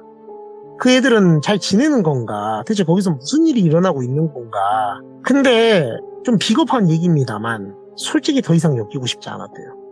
너무 무서웠고 살면서 처음 해보는 경험이었고 저는 그래서 얼마나 맞은 거냐 했는데 그 아까 책으로 좀 맞았다 했잖아요. 봤더니 이제 그때는 무서워갖고 몰랐는데 맞은 그 어깨 위쪽하고 이쪽이 다 멍이 들어있더래요. 그분이 뭐 멍이 쉽게 드는 체질일 수도 있습니다만 그만큼 세게 맞았다는 건데 저렇게 헷가닥 돌아가는 사람 곁에서 내가 어떻게 일을 하냐. 그래서 이제 손절을 했답니다. 애들한테 미안하지만 자기도 여자고 어디 도움 청할 사람 하나 없고 이분이 가족들이 멀리 있어서 걱정할까봐 이런 걸 알리고 싶지도 않았대요. 그렇게 잊고 지내고 이사도 가서 그 지역에서 좀 떨어진 곳에서 살면서 몇 년이 지났습니다. 1, 2년쯤이 지났을 때였는데 우연치 않게 어떤 식당에서 밥을 먹는데 화장실을 갔는데 어떤 꼬마애를 마주쳤는데 그 친구더라는 거예요. 그래서 너 왜 여기 있어? 너 누구 맞지? 이러니까 애가 선생님 안녕하세요 하면서 인사를 되게 애맑게 하더라고요. 어머 야 누구야 하면서 막 이렇게 안으면서 나 진짜 너 걱정돼서 너무너무 거의 돌아가고 싶었는데 진짜 잘 지내는 거지? 너 어떻게 아버지랑은 잘 지내? 라고 물어봤는데 애가 갑자기 자기를 이렇게 탁 밀치더니 되게 싸늘한 눈빛으로 그런데 왜 버렸어요 우리를? 하더래요. 그러니까 그게 무슨 말이야? 너가 그때 물론 나가라고 했잖아. 그러니까 제가요? 저는 그런 적이 없어요. 주님께서 하나님께서 선생님을 우리에게 불렀는데 선생님이 우리를 버린 거예요. 목사님이 말씀하셨어요. 선생님이 우리를 버린 거라고. 왜 버렸어요 우리? 왜 버렸어요? 하면서 막 그 자리에서 소리 막 지르면서 울더래요. 이게 너무 이상한 거야. 내가 알던 애가 아닌 거예요 얘가. 그래서 야 너 왜 그래? 하면서 이렇게 막 어깨를 토닥이려 하니까 만지지 마요! 사탄아! 하면서 자기를 막 욕을 하는 거예요. 그러니까 왜 이래 하는데 이제 화장실에서 소리가 울려 퍼지니까 식당에 있던 사람들이 보다가 이제 같이 왔던 일행이 왔는데 그 중에 그 아버지가 있더래요. 그래서 그 아버지한테 얘기를 했대. 어떻게 되신 거냐고. 그러니까 우리는 구원 받아서 행복하게 잘 살기로 했다. 선생님만 그 마귀 사탄의 소굴에서 나오시면 된다. 목사님은 지금도 말씀하신다. 선생님이 우리의 성전과 성지를 만들 돈을 빼돌리신 거라고. 지금이라도 회개하시면 받아줄 수 있다고 하시더라. 어제도 그 말씀을 하셨다. 근데 이게 너무 소름 돋더래요. 그러니까 이게 한 2년 전의 일인데 아직도 그 레파토리를 주구장창 그 사람들한테 얘기하고 있었다는 거 아니에요. 그러니까 자기가 느끼기에 애가 세뇌돼 버렸구나. 그러니까 눈빛이 다르더래요. 그러니까 자기를 처음에 봤을 때 그 아이의 그 맑은 눈빛이 아니고 자기에게 그 선생님이 우리 버렸잖아요 할 때 그 말투는 고장난 축음기에서 그냥 고장난 테이프 재생되듯이 죽은 눈빛으로 자기한테 그렇게 얘기를 하더래요. 이미 애한테 영혼이 없는 것 같은 느낌? 그래서 그 식당에서 밥을 못 먹고 허겁지겁 뛰쳐나오면서 자기가 죄인 된 것처럼 뛰쳐나오는데 길가를 한참 뚜벅뚜벅 걸으면서 내가 그때 생각을 잘못했나 보다. 어떻게든 누구에게든 얘기를 해서 이걸 건져서 데리고 나왔어야 되는 건가 보다. 죄책감에 시달리면서 뚜벅뚜벅 터덜터덜 아무 생각 없이 길가를 걷는데 익숙한 그레이스 한 대가 옆에 이렇게 쓱 서더래요. 뭐야 하고 보니까 창문이 쓱 내려가는데 운전석 옆에 조수석 쪽에 목사가 있더래요. 저희 보면서 아이고 권 집사님 이러더래요. 너무 소름이 돋아서 길거리에서 얼어버렸대요. 거기 되게 번화가인 길거리였는데 얼어갖고 가만히 서서 아무 말도 못하니까 어디 가요? 떠다 줄까? 이거 봐 애들이 선생님 아직도 기다려 하는데 뒤에서 애들이 선생님 하면서 이러는데 그 소리가 너무 소름 돋더래요. 그냥 이게 무슨 양떼 목장에서 행동에 양떼들 몰고 다니는 것처럼. 그러니까 그때 알았대요. 그냥 저 사람한테 애들은 누군가를 이렇게 싼 값에 쓰기 위한 무슨 마케팅 도구? 뭐 이런 건가 보다. 예. 근데 이게 싼 값도 아니죠. 그 당시 돈으로 하면. 그러니까 정말 이해할 수 없는 행동의 연속이었는데 네. 그로부터 거기서 이제 도망쳐 나왔고 그분은. 그로부터 또 시간이 한참 지나서 이분이 결혼을 하신 다음에 결혼을 같은 업계분하고 하셨어요. 근데 남편하고 우연치 않게 밤에 누워서 이런저런 얘기를 하다가 여보 나 사실은 예전에 이런 일이 있었어 라고 하니까 남편분이 되게 놀라면서 혹시 어느 쪽에 있는 기도원 아니야? 라고 하더래요. 당신이 그걸 어떻게 하냐고 하니까 예전에 자기는 아닌데 자기 지인이 거기 너처럼 그렇게 한번 갔다가 아예 거기 눌러 앉아가지고 아무 대가도 돈도 안 받고 그냥 거기서 애들 약간 베이비시터? 그냥 앉아서 거기 도구로 전락해버린 그 목사의 지시대로 움직이면서 살게 되는 그래서 가족 친지들하고 연락 다 끊기고 뭐 살았는지 죽었는지도 모르는 처지가 된 사람이 있다. 그러다가 우연치 않게 누가 어디서 봤는데 가서 말을 걸어보니까 네가 얘기한 그 애들처럼 주님 구원이 어쩌고 뭐 너는 뭘 회개를 해야 되네 이런 얘기하면서 자기 한심하게 보면서 네가 얘기한 그 그레이스 타고 가더라.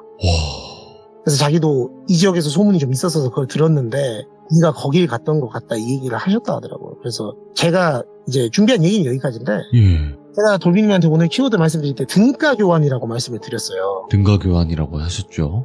네, 근데 등가 교환을 왜 등가 교환이라 말씀을 드렸냐면 그 목사님이 했던 말 중에 그 말이 있대요. 네. 자기한테 그 집사님한테 했던 말이 나는 너에게 부당하게 페이를 준 적이 없어. 내가 너한테 2만 원, 1만 원을 뺏어 준 거는 하나님의 뜻이기 때문에 그게 정당한 등가 교환이야. 네 노동력에 대한 정당한 등가 교환이라고 이 마귀야 이러면서 막 욕을 하면서 얘기를 했었대요. 예. 자기는 그분은 애니메이션을 좋아하는 분이 아닌데 예. 저희 예전에 유행했던 만화 중에 안 그래도 이 말씀을 드리려 했는데 이제 강철의 연금술사라고 거기 등가 교환이라는 주제가 자주 등장을 해요. 이분이 나중에 애를 낳아지고 키우는데 애가 그걸 보이는데 등가 교환 이게 자막에 뜨는 걸 보고 소름이 돋으면서 자기는 평생 저 단어와 친해지기 어려울 것 같다고 생각이 들어요. 그 애니메이션에서 굉장히 많이 나올 텐데. 그렇죠. 그래서 애한테 이런 거 보지 말라고 얘기하셨다고. 네. 큰 얘기가 있어서 한번 가져와 봤습니다. 이야. 오늘 진짜 어찌 보면 그 아이들을 앞세워서 그렇게 이용하려다가 이용이 안 되면 사탄이라고 그냥 몰아가버리고. 야, 이런 또 사람들이 있네요. 오늘 테슬러즈님 때문에 진짜 이런 사람들이 또 있다라는 걸 알게 되었습니다. 네, 세상은 정말 조심해야 될 천지인 것 같고, 그리고 점점 인류애가 사라지는 듯한 또 제 방송을 보시면서 많은 분들이 인류애가 사라진다고 하는데 조심해야 될 사람들은 조심하자 이런 취지로 생각을 해주시면 좋을 것 같아요. 그죠? 예, 그레이스와 스타렉스를 조심하시길 바랍니다. 감사합니다. 고맙습니다. 예, 감사합니다, 로빈님. 네. 등가 교환이 여기서 나올 줄은 상상도 못했는데 아무튼 등가 교환을 당연하다고 생각을 했던 또한 사이비라고 해야 되겠죠. 이건 보통 그냥 일반적인 종교 느낌은 아니니까요. 근데 이런 분들이 생각보다 우리 주변이나 아니면 우리나라에 굉장히 많습니다. 저한테 제보 들어오는 것만 해도 지금 장난이 아니게 많거든요. 그렇다 보니까 여러분들도 한 끗 차이로 진짜 사람이 이렇게 변할 수도 있다라는 거 조금이나마 조심해서 우리가 다 같이 뭐 이런 일이 없도록 하는 게 가장 좋지 않을까 생각합니다. 혹시라도 테슬러즈님 같이 이런 비슷한 일들이 있다면 댓글로 꼭 남겨주시길 바라겠습니다. 시청해주신 모든 분들 고맙습니다.